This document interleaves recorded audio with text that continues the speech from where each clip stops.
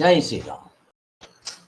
ಓಂ ಶ್ರುತಿಸ್ಮೃತಿಪುರಾಣಾನಾಂ ಆಲಯಂ ಕರುಣಾಲಯಂ ನಮಾಮಿ ಭಗವತ್ಪಾದಶಂಕರಂ ಲೋಕಶಂಕರಂ ಶಂಕರಂ ಶಂಕರಾಚಾರ್ಯಂ ಕೇಶವಂ ಪಾದರಾಯಣಂ ಸೂತ್ರಭಾಷ್ಯಕೃತೌ ವಂದೇ ಭಗವಂತೌ ಪುನಃ ಪುನಃ. ಜೈ ಗುರುದೇವ್, ಜೈ ಶ್ರೀರಾಮ್. ಇವರುಗಳ ಆಶೀರ್ವಾದ ತಗೊಂಡು ಇವತ್ತು ನಾವು ಭಗವದ್ಗೀತೆ ಉಪನ್ಯಾಸಗಳಲ್ಲಿ 56ನೇ ಚಾಪ್ಟರ್ ನಿನ್ನೆ ಸ್ಟಾರ್ಟ್ ಮಾಡಿದ್ವಿ. ಎಪಿಸೋಡ್ ಬಂದಿದ್ದೆ 9ನೇ ಎಪಿಸೋಡ್. ಇವತ್ತು ಶುರು ಮಾಡಬೇಕು. ಅದರಲ್ಲಿ ಒಂದು ಸ್ವಲ್ಪ ಆಗಿತ್ತು, ಕಂಟಿನ್ಯೂ ಮಾಡ್ಕೊಂಡು ಬರೋಣ. ಇವತ್ತು ಮುಗ್ದೋಗುತ್ತಿದೆ. ಇಲ್ಲಿ 56ನೇ ಚಾಪ್ಟರ್ನಲ್ಲಿ ಉಪಾಸನೆಯ ತತ್ವ 7ನೇ ಅಧ್ಯಾಯದಲ್ಲಿ 29-30ನೇ ಮಂತ್ರವನ್ನ ಡಿಸ್ಕ್ರಿಪ್ಷನ್ ಮಾಡ್ತಾ ಇದ್ದಾರೆ. ಮತ್ತೆ ನಾವು ಭಗವದ್ಗೀತೆಯಲ್ಲಿ ಒಂದನ್ನ ನಾವು ಮೆಚ್ಕೋಬೇಕಾಗಿರೋದು ಏನಪ್ಪ, ಅಥವಾ ಅದನ್ನ ಗುರುತಿಸ್ಬೇಕಾಗಿರೋದು, ಗಮನಿಸ್ಬೇಕಾಗಿರೋದು ಏನಪ್ಪ ಅಂತಂದ್ರೆ, ಈಗ 7ನೇ ಅಧ್ಯಾಯ ಇದು ಕೊನೆ ಆಗ್ತಾ ಇದೆ. ಇಲ್ಲಿ ಬೀಜ ಹಾಕ್ಬಿಡ್ತಾರೆ ಕೊನೆಯಲ್ಲಿ. ಅದು 8ನೇ ಅಧ್ಯಾಯಕ್ಕೆ ಬೀಜ. ಈಗ ಇಲ್ಲಿ ಬೀಜ ಹಾಕಿದ್ರೆ ಅಲ್ಲಿ ಮರ, ಹಾಗೆ ಇಲ್ಲಿ ಬೀಜ ಹಾಕಿದ್ರೆ ಅಲ್ಲಿ ಮರ. ಇದನ್ನ ಚೆನ್ನಾಗಿ ಡೆವಲಪ್ ಮಾಡ್ಕೊಂಡು ಹೋಗ್ತಾರೆ. ಇನ್ನ 8ನೇ ಅಧ್ಯಾಯದಲ್ಲಿ 9, 10, 15ರಲ್ಲಿ ಅಲ್ಲಿ 10, 11 ಇವೆಲ್ಲ ವಿಶ್ವರೂಪ ದರ್ಶನ ಉಪಾಸನೆ, ವಿಶ್ವರೂಪ ಉಪಾಸನೆ ಕೂಡ ಹೇಳ್ತಾರೆ. 8ನೇ ಅಧ್ಯಾಯದಲ್ಲಿ ಅಂತ್ಯಕಾಲದಲ್ಲಿ ಪರಮಾತ್ಮನ ಸ್ಮರಣೆ ಬಗ್ಗೆ ತುಂಬಾ ಹೇಳ್ತಾರೆ. ಅಲ್ಲಿ ನೋಡೋಣ. ಅದ್ರ ಜೊತೆಗೆ ಈ 7ನೇ ಅಧ್ಯಾಯದಲ್ಲಿ ವಿಭೂತಿ ಉಪಾಸನೆ ಶುರು ಮಾಡಿಬಿಟ್ರು. ಅದು ನೋಡ್ರಿ, 8ನಲ್ಲಿಲ್ಲ, 9, 10, 11ರಲ್ಲಿ ಎಲ್ಲ ಕಡೆನೂ ಬೇರೆ ಬೇರೆ ವಿಭೂತಿಗಳನ್ನ ಹೇಳ್ಕೊಂತ ಹೋಗ್ತಾರೆ. ಇದು ಈ ವಿಭೂತಿ ಬ್ರಹ್ಮಜ್ಞಾನಿಗಳಿಗೆ ಸಹಜ. ಆ ತತ್ವದಲ್ಲಿ ನಿಂತ್ಬಿಟ್ರೆ ಮೊದಲು ನೇತಿ ಅಂತ ಹೋಗಿ ಕೊನೆಗೆ ಅವರು ಇತಿ ಇತಿ ಇತಿ ಯಾವುದು ಅನಾತ್ಮ ಅಂತ ಹೇಳಿದ್ರು ಅದೆಲ್ಲವೂ ಆತ್ಮನೇ ಅಂತ ಅವ್ರಿಗೆ ಅನುಭವ ಆಗುತ್ತೆ. ನಾವು ಕೂಡ ಈಗಲೂ ಕೂಡ ಭಾವನೆ ಮಾಡ್ಕೊಳ್ಳೋಕ್ಕೂ ಬರುತ್ತೆ ಹಾಗೆ. ಅದರಿಂದ ಅವರ ದೃಷ್ಟಿಯಿಂದ ಇವತ್ತು ಬೆಳಗ್ಗೆ ಕೂಡ ಒಂದು ಎಕ್ಸಾಂಪಲ್ ಹೇಳಿದೆ.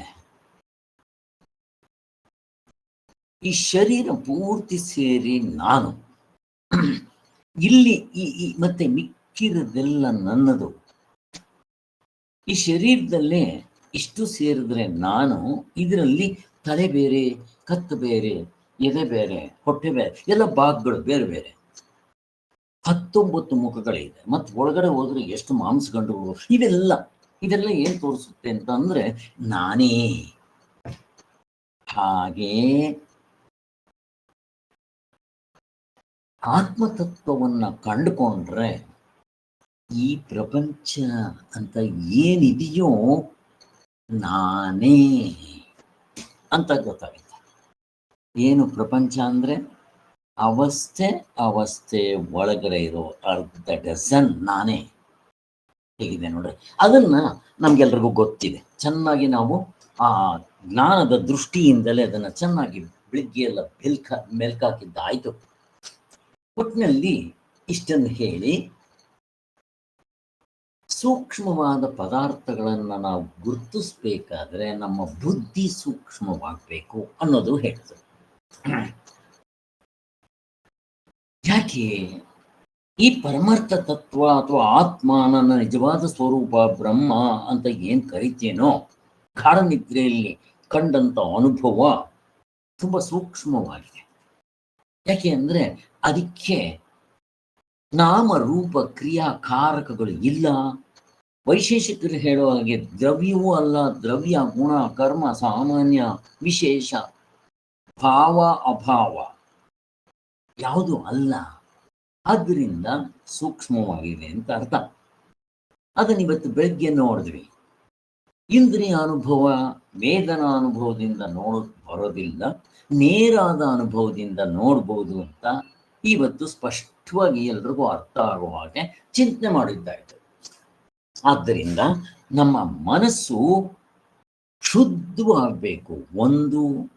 ಎರಡನೇದು ಏಕಾಗ್ರತೆ ಬರಬೇಕು. ಏಕಾಗ್ರತೆ ಅಂದ್ರೆ ಏನು? ಡೈಮಂಡ್ ವ್ಯಾಪಾರಿಗೆ ಇದ್ದಂತ ಏಕಾಗ್ರತೆ. ಸ್ವಲ್ಪ ಹೆಚ್ಚು ಕಡಿಮೆ ಯಾಮಾರಿದ್ರೆ ಕೋಟ್ಗಟ್ಟಲೆ ಲಾಸ್ ಆಗ್ಬಿಡುತ್ತೆ. ಎಷ್ಟು ಏಕಾಗ್ರತೆ ಇರಬೇಕು. ಆದ್ದರಿಂದ ಅದರ ಜೊತೆಗೆ ಈ ಋಷಿಗಳಿಗೆ, ಈ ಸೈಂಟಿಸ್ಟ್ಗಳಿಗೆ ಎಷ್ಟು ಏಕಾಗ್ರತೆ ಇರುತ್ತೆ ಅಷ್ಟು ಏಕಾಗ್ರತೆ ಇರಬೇಕು. ಅಲ್ಲೂ ಅಷ್ಟೇ ಏಕಾಗ್ರತೆ ಇರೋದ್ರಿಂದ ಅವ್ರಿಗೇನು ಅಂತಃಕರಣ ಶುದ್ಧಿ ಇರಬೇಕು ಅಂತ ಏನಿಲ್ಲ. ಅವ್ರು ಸಿಗರೇಟು ಸೇರ್ಬೋದು, ಸ್ಮೋಕು ಮಾಡ್ಬೋದು, ಡ್ರಿಂಕ್ಸು ಮಾಡ್ಬೋದು, ಏನು ಬೇಕಾದರೂ ಮಾಡ್ಕೋಬೋದು. ಬಟ್ ಈ ವೇದಾಂತದಲ್ಲಿ ಅಂತಃಕರಣ ಶುದ್ಧಿನೇ ಇರಬೇಕು, ಜೊತೆಗೆ ಏಕಾಗ್ರತೆನೇ ಇರಬೇಕು. ಹೇಗಿದೆ? ಇದು ಪರಂಪರಾ ಸಾಧನಗಳಿಂದ ಸಿಗುತ್ತೆ. ಇನ್ನೂ ಏಕಾಗ್ರತೆ ಬೇಕು ಅಂತಂದ್ರೆ ಸಹಕಾರಿ ಸಾಧನೆ. ಮತ್ತೆ ಇಷ್ಟು ಆಗಬೇಕು. ಸಹಕಾರಿ ಸಾಧನೆಯಿಂದ ಇನ್ನೂ ಏಕಾಗ್ರತೆ, ಶುದ್ಧತೆ ಇಷ್ಟು ಎರಡೂ ಆಗುತ್ತೆ. ಇನ್ನ ಶ್ರವಣ ಮನನ ಧ್ಯಾನದಿಂದಲೇ ಮೋಕ್ಷ ಟಕ್ಕಂತ ನಿಂತ್ಕೊಂಡ್ಬಿಡ್ತೀವಿ. ಅದಕ್ಕೋಸ್ಕರ ನಮ್ಮ ಮನಸ್ಸು ಶುದ್ಧಿ ಆಗಬೇಕು. ಶುದ್ಧಿ ಆಗ್ಬೇಕಾದ್ರೆ ನಮಗೆ ಗೊತ್ತು ಕರ್ಮಯೋಗವೇ, ಬೇರೆ ದಾರಿ ಇಲ್ಲ. ನೀವೇನೇ ಮಾಡಲಿ ಕರ್ಮಯೋಗ ರೂಪದಲ್ಲಿ ಮಾಡಿ.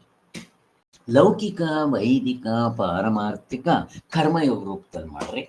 ಮತ್ತೆ ಒಂದು ಮಂತ್ರವನ್ನು ಹಿಡ್ಕೊಂಡು ಬೆಳಿಗ್ಗೆ ಸಾಯಂಕಾಲದವ್ರು ಅದನ್ನೇ ಜಪಿಸ್ತಾ ಇರಿ. ಕೂತ್ರೆ, ನಿಂತ್ರೆ, ಎದ್ರೆ ಅವಾಗ ಏಕಾಗ್ರತೆ ಬರ್ತದೆ. ಪರಂಪರಾ ಸಾಧನೆ ನಿಮ್ಗೆಲ್ರಿಗೂ ಗೊತ್ತಿದೆ.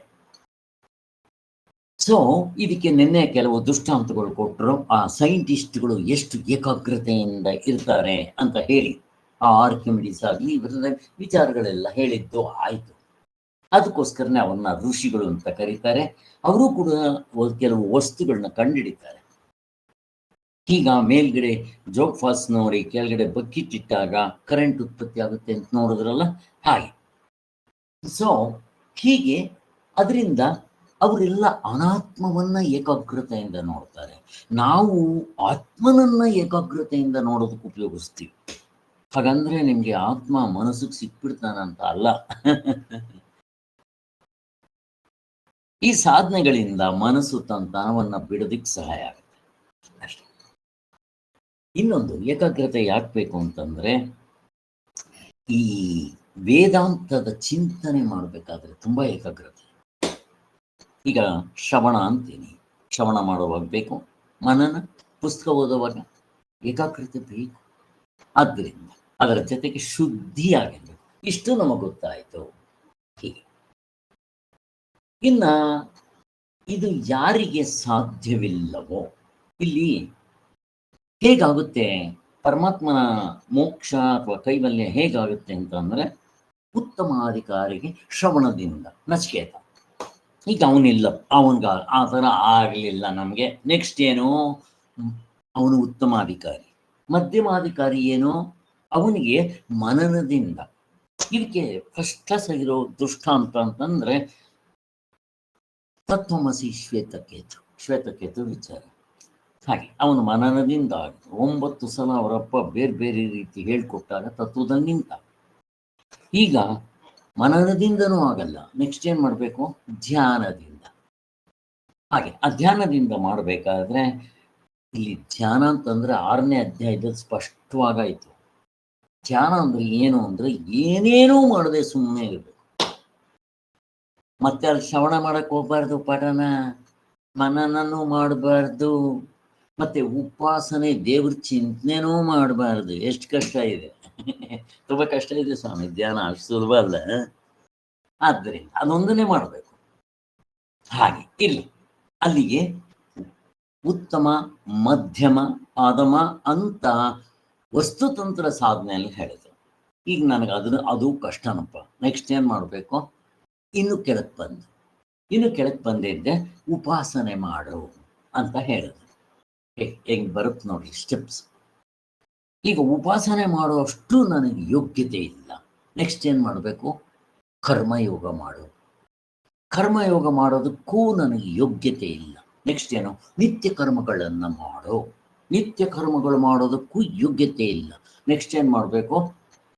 ಕಾಮ್ಯ ಕರ್ಮವನ್ನು ಮಾಡು. ಹೇಗಿದೆ? ಅದೂ ಮಾಡೋಕ್ಕೆ ಯೋಗ್ಯತೆ ಇಲ್ಲ. ಅಂದರೆ ನ್ಯಾಯ, ಧರ್ಮ, ನೀತಿ, ದೇವರು, ದಿಂಡ್ರು ಬಿಡಬೇಡ, ಧರ್ಮದಿಂದ ನಡೆದ. ಒಟ್ಟಿನಲ್ಲಿ ಸ್ವೇಚ್ಛಾ ಪ್ರವೃತ್ತಿ ತಪ್ಪಿಸಿ ನಮ್ಮನ್ನ ಒಂದು ಪ್ರಾಪರ್ ಚಾನಲ್ ಅಲ್ಲಿ ಬಿಡೋದು, ಇದೆಲ್ಲ ನಮ್ಗೆ ಅರ್ಥ ಆಗಿದೆ. ಇಷ್ಟ ಆಯ್ತು.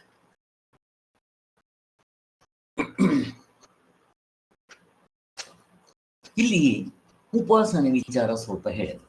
ಏನದು ಉಪಾಸನೆ? ಇಲ್ಲಿ ಒಂದೊಂದು ಉಪಾಸನೆ ಮಾಡಬೇಕು. ಒಂದು ಸ್ವಲ್ಪ ದಿವಸ ಈ ಉಪಾಸನೆ, ಇನ್ನು ಸ್ವಲ್ಪ ದಿವಸ ಇನ್ನೊಂದು ಉಪಾಸನೆ, ಎಲ್ಲ ಮಾಡಬಾರ್ದು. ಈ ಉಪಾಸನೆ ಉಪನಿಷತ್ತುಗಳಲ್ಲಿ, ಭಗವದ್ಗೀತೆಯಲ್ಲಿ ಯಾವುದು ಉಪಾಸನೆ ಹೇಳೇ ಇಲ್ಲ.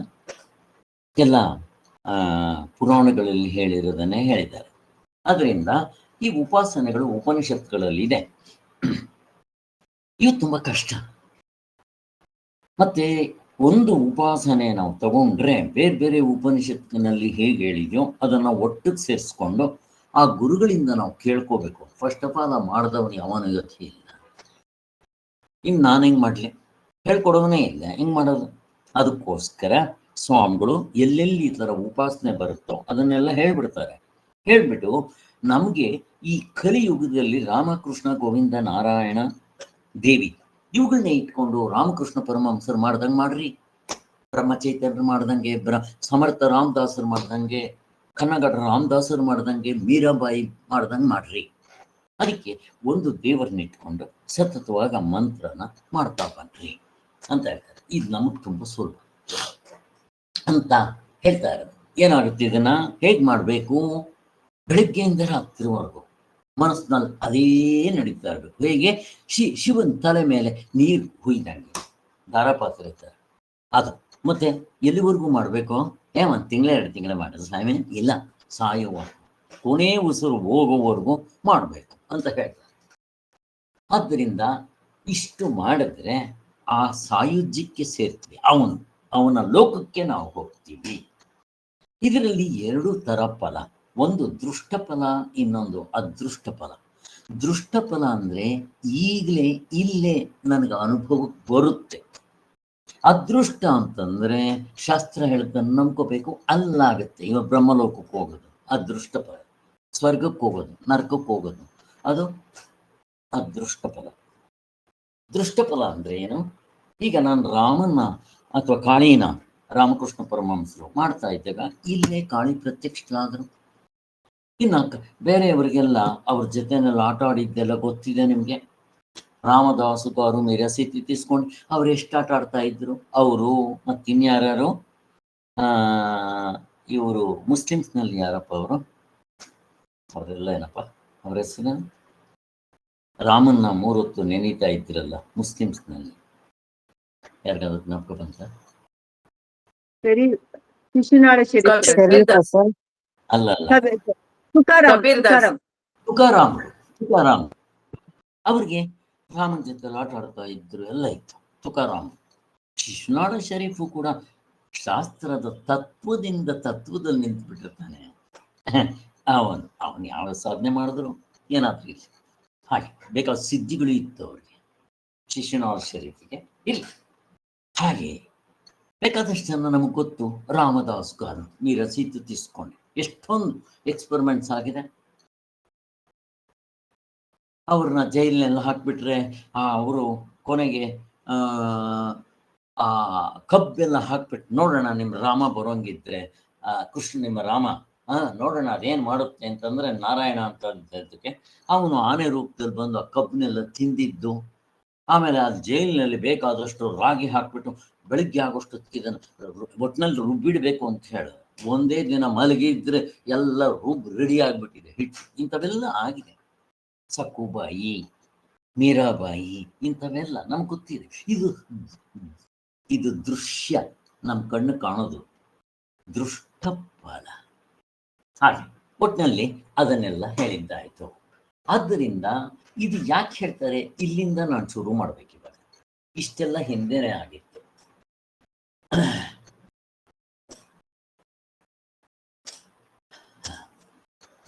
ನಮಗೆ ಹೇಗಿರುತ್ತೆ ಅಂತ ಸ್ವಾಮಿಗಳು ಹೇಳ್ತಾರೆ. ಯಾರಾದರೂ ಒಬ್ಬರು ಜೋಯಿಷರು ಈ ಮಗುಗೆ ಇಂಥ ವರ್ಷದಲ್ಲಿ ಗಂಡಾಂತರ ಇದೆ ಅಂದರೆ 3 ಹೊತ್ತು ಅದನ್ನು ಕೂತ್ಕೊಂಡು ಚಿಂತನೆ ಮಾಡ್ತೀವಿ ಹೊರತು ಪರಮಾತ್ಮನ ಮಾಡೋದಿಲ್ಲ. ಆದ್ದರಿಂದ ಯಾರಿಗೆ ಈ ಶಾಸ್ತ್ರದ ವಿಚಾರ ಶ್ರವಣ ಮಾಡೋದೋ ಓದೋದೋ ಆ ಕಡೆ ಆಸಕ್ತಿ ಬಂದಿದೆಯೋ, ಅಥವಾ ರಾಮಕೃಷ್ಣ ಪರಮಹಂಸಂಗೆ ಪರಮಾತ್ಮನ 3 ಹೊತ್ತು ಚಿಂತನೆ ಮಾಡೋ ಒಂದು ಭಾವನೆ ಡೆವಲಪ್ ಮಾಡಿಕೊಂಡ್ರೆ ನಮ್ಮ ಮನಸ್ಸು ಪ್ರಪಂಚದ ಕಡೆ ಇರೋಲ್ಲ. ನೀವು ಅವ್ರಿಗೆ ಹೇಳಿದ್ರೂ ನಿಮ್ಮ ಮನಸ್ಸು ಹೋಗಲ್ಲ ಆ ಕಡೆ. ಹೇಗಿದೆ ನೋಡ್ರಿ, ಹಂಗಾಗುತ್ತೆ. ಮೀರಾಬಾಯಿಗೆ ಎಷ್ಟು ಹೇಳಿದ್ರು ಹೋಯ್ತಾ, ಹೋಗ್ಲಿಲ್ಲ. ಹಂಗೆ ಬರುತ್ತೆ. ಯಾಕೆಂತಂದ್ರೆ ಇಲ್ಲ ಆನಂದ ಸಿಗಕ್ಕೆ ಶುರುವಾಗುತ್ತೆ. ಅದನ್ನು ನಾವು ಡೆವಲಪ್ ಮಾಡ್ಕೋಬೇಕು. ಇಲ್ಲಿ ಸ್ವಾಮಿಗಳು ಇಲ್ಲಿಂದ ನಾನು ಎಪಿಸೋಡ್ ಶುರುವಾಗುತ್ತೆ 9ನೇದು. ಈ ಮನುಷ್ಯನಿಗೆ ಈ ಭಾವನೆ ಮಾಡೋದು ತುಂಬಾ ಸಹಜ. ಇದಕ್ಕೆ ಯಾರೇನು ಹೇಳ್ಕೊಡ್ಬೇಕಾಗಿಲ್ಲ ಅಂತ ಶಾಸ್ತ್ರದಲ್ಲೂ ಹೇಳ್ತಾ ಇದ್ದಾರೆ. ಹೇಗೆ? ಈಗ ನಮ್ಮ ಮಕ್ಕಳನ್ನ, ಗಂಡನ್ನ, ನನ್ನನ್ನು ನಾನು ಪ್ರೀತಿಸೋದು ಯಾರಾದ್ರೂ ಹೇಳ್ಕೊಡ್ಬೇಕೇನೋ? ಯಾರು ಹೇಳ್ಕೊಡ್ಬೇಕಾಗಿಲ್ಲ. ಸಹಜವಾಗಿದೆ. ಇದು ಸಹಜ, ನೈಸರ್ಗಿಕ. ದೇವತೆಗಳಿಂದ ಹಿಡಿದು ಪ್ರಾಣಿಗಳವರೆಗೂ, ಮನುಷ್ಯರಿಗೇನು ಈ ಒಂದು ಪ್ರಾಣಿಗಳು ತಾವು ತಮ್ಮ ಮಕ್ಕಳನ್ನ ಎಷ್ಟು ಚೆನ್ನಾಗಿ ನೋಡ್ಕೊಳ್ಳುತ್ತೆ, ನೆಕ್ಕುತ್ತೆ, ಅದನ್ನು ಆಟ ಆಡಿಸ್ಕೊಳ್ಳುತ್ತೆ, ಅದಕ್ಕೆ ಆಹಾರ ಕೊಡುತ್ತೆ, ಅದರ ಜೊತೆಯಲ್ಲಿ ಎಷ್ಟು ಸಂತೋಷವಾಗಿರುತ್ತೆ. ಹೇಳ್ಕೊಡ್ಬೇಕೇನೋ ಮನುಷ್ಯನಿಗಿನ್ನ? ಅದರಿಂದ ಇದೇ ಪ್ರೀತಿ ಪ್ರೇಮವನ್ನ ಸ್ವಲ್ಪ ದೇವರ ಕಡೆ ತಿರ್ಸ್ರಿ ಅಷ್ಟೆ. ಈ ಹುಚ್ಚಿಡಿತು ಅಂತಂದ್ರೆ ಇವನು ಗೆದ್ದ. ಯಾವ ಹುಚ್ಚು? ಸಂಸಾರದ ಹುಚ್ಚಲ್ಲ. ಯಾರೋ ಹೇಳಿದ್ರು ಶಾಸ್ತ್ರ, ಇಂಥವನಿಗಿಂತ ಗಂಡಾಂತರ ಇದ್ರೆ ಅಂದ್ರೆ ಅದನ್ನು ಕೂತ್ಕೊಂಡು ಚಿಂತನೆ ಮಾಡೋದಲ್ಲ. ಏನೋ ಮನೇಲಿ ಹೆಚ್ಚು ಕಡಿಮೆ ಆಯ್ತು ಅಂದ್ರೆ ಅದನ್ನೇ ಕೂರ್ತು ಚಿಂತನೆ ಮಾಡೋದಲ್ಲ. ದೊಡ್ಡದಲ್ಲ ಅದು ಮಾಡೋದೇ ನಾವು. ಈ ರುಚಿ ಯಾರಿಗೆ ಸಿಗುತ್ತೋ ನಮ್ಮ ಮನ್ಸು ಆ ಕಡೆ ಹೋಗೋದಿಲ್ಲ. ಇರುತ್ತೆ, ಹೋದಾಗ ಏನ್ ಮಾಡ್ಬೇಕು ಅದನ್ನ ಮಾಡಿದ್ರೆ ಆಯ್ತು. ಈ ಕಡೆ ಇರುತ್ತೆ. ಇದನ್ನ ಡೆವಲಪ್ ಮಾಡ್ಕೋಬೇಕು ಅಂತ ಹೇಳ್ತಾರೆ. ಆನಂದ, ನೆಮ್ಮದಿ, ತೃಪ್ತಿ ನೀವಿಲ್ಲಿದ್ರೂ ಸಿಗುತ್ತೆ. ಅದು ಹೇಳ್ತಾರೆ. ಅಂದ್ರೆ ಈ ಪ್ರೀತಿ ಮಾಡು ಅನ್ನೋದು ಹೇಳ್ಕೊಡ್ಬೇಕಾನೆ ಯಾರಾದ್ರೂ? ಏನು ಹೇಳ್ಕೊಡ್ಬೇಕಾಗಿಲ್ಲ ಅಂತ ಹೇಳ್ತಾ ಇದ್ದಾರೆ. ಮನುಷ್ಯನಿಗೆ ಭಾವನೆ ಎಂಬುದು ಸಹಜವಾಗಿದೆ ಅಂತ ಹೇಳ್ತಾ ಇದ್ದಾರೆ. ಹಾಗೆ ಸ್ವಾಮಿಗಳು 1-2 ದೃಷ್ಟಾಂತ ಕೊಡ್ತಾರೆ. ಈಗ ಯಾವುದೋ ಆ ಬೆಟ್ಟದ ಮೇಲಂತದ್ದು ಏನೋ ಒಂದಿದೆ ಅಂತಂದ್ರೆ ಸಿಗದೆ ಇರುತ್ತೆ. ಆದ್ರೆ ನಾವು ಭಾವನೆ ಮಾಡ್ತಾ ಇದ್ರೆ, ಈಗ ಶಾಸ್ತ್ರದಲ್ಲಿ ಹೇಳಿರೋ ಭಾವನೆ ಮಾಡೋದು ನಾವು, ಬೇರೆ ಬೇರೆ ಭಾವನೆ ಅಲ್ಲ, ಅದು ಡೆಫಿನೆಟ್ ಆಗಿ ನಮ್ಗೆ ಸಿಗುತ್ತೆ. ಕಷ್ಟ ಏನಿಲ್ಲ. ರಾಮಕೃಷ್ಣ ಪರಮಹಂಸರಲ್ಲಿ ನಾವು ಕಾಳಿ ಪ್ರತ್ಯಕ್ಷ ಆದ್ಲು, ಮಾತಾಡ್ತಾ ಇದ್ದು ಎಲ್ಲ ಕೇಳಿದ್ವಿ ನಾವು. ಹೀಗೆ ಹಾಗೆ ಈ ವಸ್ತುಗೆ ಅನುಸರಿಸಿರುವಾಗ ಭ್ರಮೆಗೆ ಸಂವಾದಿ ಭ್ರಮೆ ಅಂತ ಕರೀತಾರಂತೆ. ಅದೇ ನಿಮ್ಮ ಮಗುಗೆ ಇಂಥ ವರ್ಷದಲ್ಲಿ ಗಂಡಾಂತರ ಬರುತ್ತೆ, ಈ ಮದುವೆ ಆದ್ರೆ ಹಿಂಗಾಗುತ್ತೆ, ಏನೋ ಒಂದು ಹೇಳ್ಬಿಡ್ತಾರೆ ಅಂತ ಇಟ್ಕೊಟ್ರೆ ನಾವು 3 ಹೊತ್ತು ಅದನ್ನೇ ಕುರ್ಕೊಂಡು ಅದನ್ನೇ ಮನಸ್ಸಿನಲ್ಲಿ ಚಿಂತನೆ ಮಾಡ್ತಾ ಇರ್ತೀವಲ್ಲ, ಅದು ಸಂವಾದಿ ಭ್ರಮೆ ಅಂತಾರೆ. ಆ ಭ್ರಮೆಯನ್ನ ದೇವರ ಕಡೆ ತಿರ್ಸ್ಬೇಕು, ಅದನ್ನು ಹೇಳ್ತಾ ಇದೆ. ಆದ್ದರಿಂದ ಇದೇ ಸೂಕ್ಷ್ಮವಾದ ಬುದ್ಧಿಯನ್ನ ಮಧ್ಯಮಾಧಿಕಾರಿಗಳಿಗೆ ಶಾಸ್ತ್ರದಲ್ಲಿ ಉಪದೇಶಿಸಿರೋದ್ರ ಕಡೆ ಸ್ವಲ್ಪ ತಿರುಗಿಸಿದ್ರೆ ಅದೇ ಉಪಾಸನೆ ಆಗ್ಬಿಡುತ್ತೆ ಅಂತ ಹೇಳ್ತಾ ಇದ್ದಾರೆ.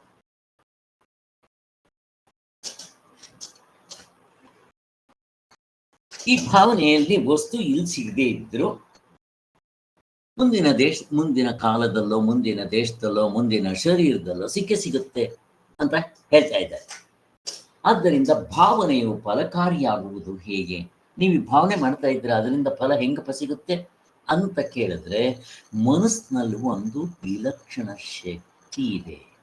ಎಂಥ ಪ್ರಬಲವಾದ ಶಕ್ತಿ ಇದೆ ಮನಸ್ಸಿಗೆ ಅಂದ್ರೆ, ಯಾವುದನ್ನ ಕುರಿತು 3 ಯಾವತ್ತು ಚಿಂತನೆ ಮಾಡ್ತಾ ಇರುತ್ತೋ ಅದೇ ಅವನಿಗೆ ಸಾಕ್ಷಾತ್ಕಾರ ಆಗೋದಕ್ಕೆಲ್ಲ ಆಗುತ್ತೆ ಅಂತ ಹೇಳ್ತಾ ಇದ್ದಾರೆ.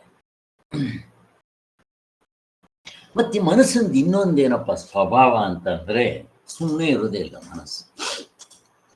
ಇದ್ರೆ ಹಿಂದಿಂದು ಅದು ಸತ್ತು ಹೋಗ್ಬಿಟ್ಟಿದೆ, ಇನ್ನೇನು ಮಾಡಿದ್ರು ಅದು ಬರೋಲ್ಲ, ಅದನ್ನು ಚಿಂತನೆ ಮಾಡ್ತಾ ಇರುತ್ತೆ ಮನಸ್ಸು. ಇಲ್ಲ ಮುಂದಿಂದು ಇನ್ನು ಹುಟ್ಟೇ ಇಲ್ಲ, ಅಕಸ್ಮಾತ್ ಹಾಗಾಗ್ಬಿಟ್ರೆ, ನಾನು ಹೋಗ್ಬಿಟ್ರೆ ಆಕ್ಸಿಡೆಂಟ್ ಅಂತ ಸತ್ತು ಗೆತ್ತೋಗ್ಬಿಟ್ರೆ, ಹಿಂಗೆ ನಮ್ಮ ಮನಸ್ಸು ರಾಮಾಯಣ ಇದೆ. ಅದು ಪ್ರೆಸೆಂಟೆನ್ಸ್ನಲ್ಲಿ ಇರೋದೇ ಕಡಿಮೆ. ಇದ್ರೆ ಹಿಂದೆ, ಇಲ್ಲದ್ರೆ ಮುಂದೆ. ಹಿಂದಿಂದು ಸತ್ತೋಗ್ಬಿಟ್ಟಿದೆ, ಮುಂದಿಂದು ಹುಟ್ಟಿಲ್ಲ. ಇಂಥ ಮನಸ್ಸು ಇಟ್ಕೊಂಡು ಏನು ಮಾಡ್ತೀರ? ಈಗ ನೋಡ್ರಿ, ಸ್ವಲ್ಪ ನೀವು ಈ ಕಡೆ ಬಂದರೆ ಪುಸ್ತಕ ಇಟ್ಕೊಂಡು ಓದ್ತಾ ಇರ್ರಿ, ಬೆಳಗ್ಗೆ 2 ಗಂಟೆ ಮಾಡಿದ್ವಿ, ಎಲ್ಲರೂ ಹೆಂಗೆ ಮುಳುಗೋಗ್ಬಿಟ್ಟಿದ್ದೀವಿ ನೋಡ್ರಿ. ಆವಾಗ ನಮ್ಮ ಮನೆ ಸಂಸಾರದ್ದಾಗಲಿ ನನ್ನ ಶರೀರದ್ದಾಗಲಿ ಆ ಕಡೆ ಏನಾದರೂ ಮನಸ್ಸಿತ್ತ ಇಲ್ಲ, ಹೆಂಗಿದೆ ಅದನ್ನು ನಾವು ರೂಢಿ ಮಾಡ್ಕೋಬೇಕು. ಇದರಲ್ಲಿ ಸ್ವಲ್ಪ ನನಗೆ ರುಚಿ ಸಿಕ್ಕುವರೆಗೂ, ಸಿಕ್ಕದ ಮೇಲೆ 12 ವರ್ಷ ರೀ, ನೀವೇನೇ ಸಾಧನೆ ಮಾಡಿರಿ 12 ವರ್ಷ ಆಮೇಲೆ ನೋಡ್ರಿ, ನೀವು ಒದ್ರೂ ಹೋಗೋದಿಲ್ಲ. ಅದು ಯಾರು ಕಷ್ಟಪಟ್ಟು ಅದನ್ನು ಬಿಡಿಸ್ಬೇಕು ಅಂತ ಪ್ರಯತ್ನ ಮಾಡಿದ್ರು ಬಿಡಿಸೋಕೆ ಹೋಗಲ್ಲಪ್ಪ. ಭಕ್ತ ಪ್ರಹ್ಲಾದನ್ನೇ ಬಿಡೋದಿಕ್ಕೆ ಎಷ್ಟಪ್ಪ ಪ್ರಯತ್ನ ಮಾಡಿದ್ದವರಪ್ಪ. ಆಯ್ತಾ? ಹಾಗೆ ಹಾಗೆ ಬೇಕಾದಷ್ಟು ಜನದ ಎಕ್ಸಾಂಪಲ್ಸ್ ಇರುತ್ತೆ. ಹಾಗೆ ನಾವು ನೋಡಿಕೊಂಡಾಗ ಕನಕದಾಸರಿಗೆ ಎಷ್ಟು ಕಷ್ಟ ಬಂದರು ಪರಮಾತ್ಮನ್ನೇ ನೆನೆಯೋದು ಬಿಟ್ರ. ಹೀಗೆ ಆದ್ದರಿಂದ ಇವರಿಗೆ ವಿಶ್ವಾಮಿತ್ರನಿಗೆ ಎಷ್ಟು ಕಷ್ಟ ಬಂತು, ಆದರೆ ಎಷ್ಟು ಸಾರಿ ಸೋತ. ಒಂದು ನಿಮಿಷ ಯಾರಾದರೂ ಸ್ವಲ್ಪ ಮಾತಾಡ್ತಾ ಇರಿ ಅಥವಾ ಬದನೆ ಮಾಡಿ.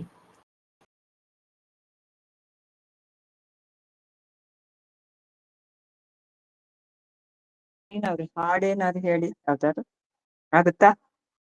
ದಿವ್ಯಾ ಅವ್ರ ಏನಾದ್ರು ಹೇಳಿ. ದಿವ್ಯಾ ಇದ್ದಾರಾ? ದಿವ್ಯಾ ಸ್ವಲ್ಪ ಏನಾದ್ರು ಹೇಳಿ, ಇದ್ರದ್ದ ಹೇಳಿ, ಭಗವದ್ಗೀತೆ ಹೇಳಿ. ಕನೆಕ್ಷನ್ ಅವ್ರಿಗೆ ಬೇರೆಯವ್ರಿಗೂ ಹೆಲ್ಪ್ ಆಗುತ್ತೆ. ಗೊತ್ತಿಲ್ಲ.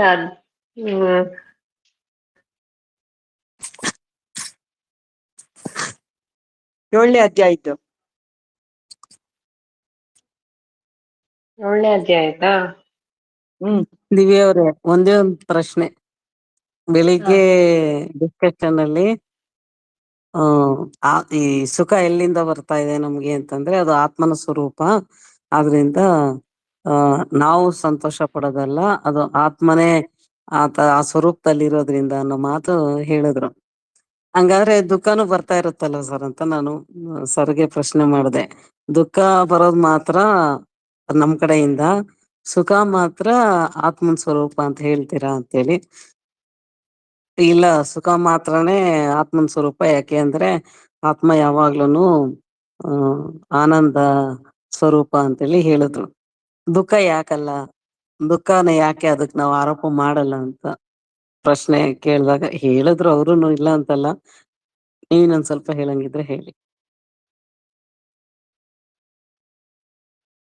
ಅಂದ್ರೆ ಅದು ಸ್ವಭಾವ, ಆತ್ಮನ ಸ್ವಭಾವ ಸುಖ ಅನ್ನೋದು. ಇಲ್ಲಿ ವ್ಯವಹಾರದಲ್ಲಿ ಆಕ್ಚುಲಿ ಸುಖ ದುಃಖ ಅನ್ನೋದು ವೆರಿ ರಿಲೇಟಿವ್.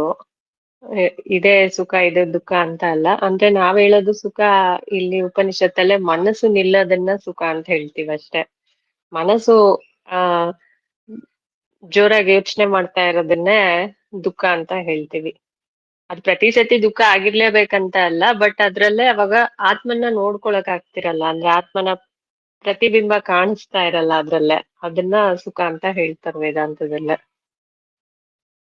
ಎಲ್ಲಿ ಮನಸ್ ನಿಲ್ಲುತ್ತೋ ಆ ಸುಖನ ಆತ್ಮನ ಸ್ವರೂಪದಿಂದ ಬರ್ತಾ ಇರೋ ಸುಖ ಅಂತ ಹೇಳ್ತಾರೆ. ಯಾಕಂದ್ರೆ ನಮ್ಗೆ ಅಡ್ಡ ಆಗಿರೋದು ಮನ್ಸೇ ಅಲ್ವಾ, ಅದಿಲ್ಲದೆ ಹೋದ್ರೆ ನಾವು ಆತ್ಮನಾಗೆ ಇರ್ತೀವಿ. ಆವಾಗ ಅದು ಅದರ ಗುಣ ಅದು. ಇವಾಗ ಬೆಂಕಿಗೆ ಹೆಂಗ್ ಸುಡೋದು ಗುಣನೋ ಆತರ ಸುಖ ಅನ್ನೋದು ಅದರ ಗುಣ.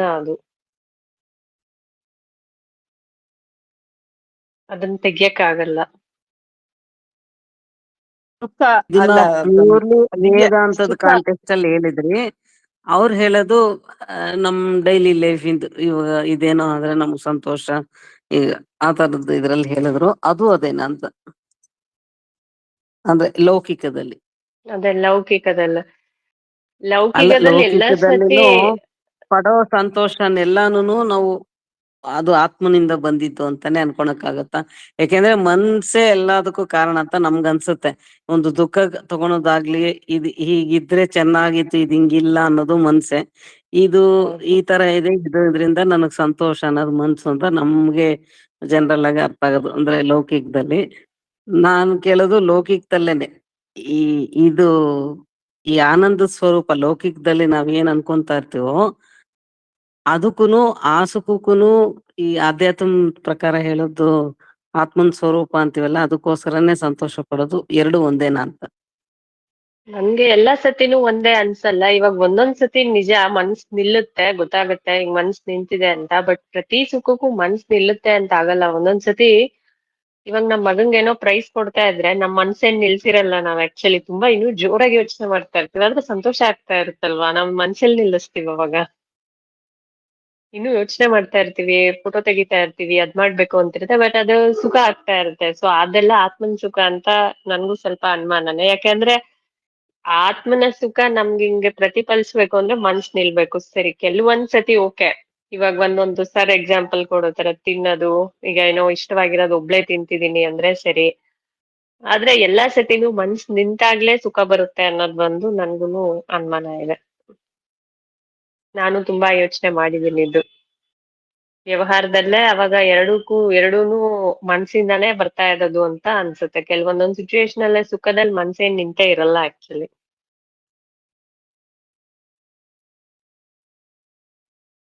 ದಿವ್ಯಾ, ಇದು ನಮ್ಗೆ ಡಾಕ್ಟರ್ ಬಂದ್ರು. ಏನೋ ಪಾಪ ಮಾತಾಡ್ತಾ ಇದ್ರೆ ಪರವಾಗಿಲ್ಲ, ಪೂರ್ತಿ ಮಾಡಂಗಿತ್ತು. ಅದೇ ಸುಖ ದುಃಖ ಅದ್ರ ಬಗ್ಗೆನೆ ಚರ್ಚೆ ಮಾಡ್ತಾ ಇದ್ವಿ. ಇಲ್ಲಿ ಮನಸ್ಸು ಪೂರ್ತಿ ನಿಲ್ಬೇಕು ಅಂತೇನಿಲ್ಲ. ವಸ್ತುಗಳನ್ನ ಅನುಭವಿಸೋವಾಗ ಪೂರ್ತಿ ನಿಲ್ಲೋದು ಇಲ್ಲ, ಮನಸ್ಸಿಟ್ಟೇ ಇರುತ್ತೆ. ವೇಗ ಕಡಿಮೆ ಆಗಬೇಕು.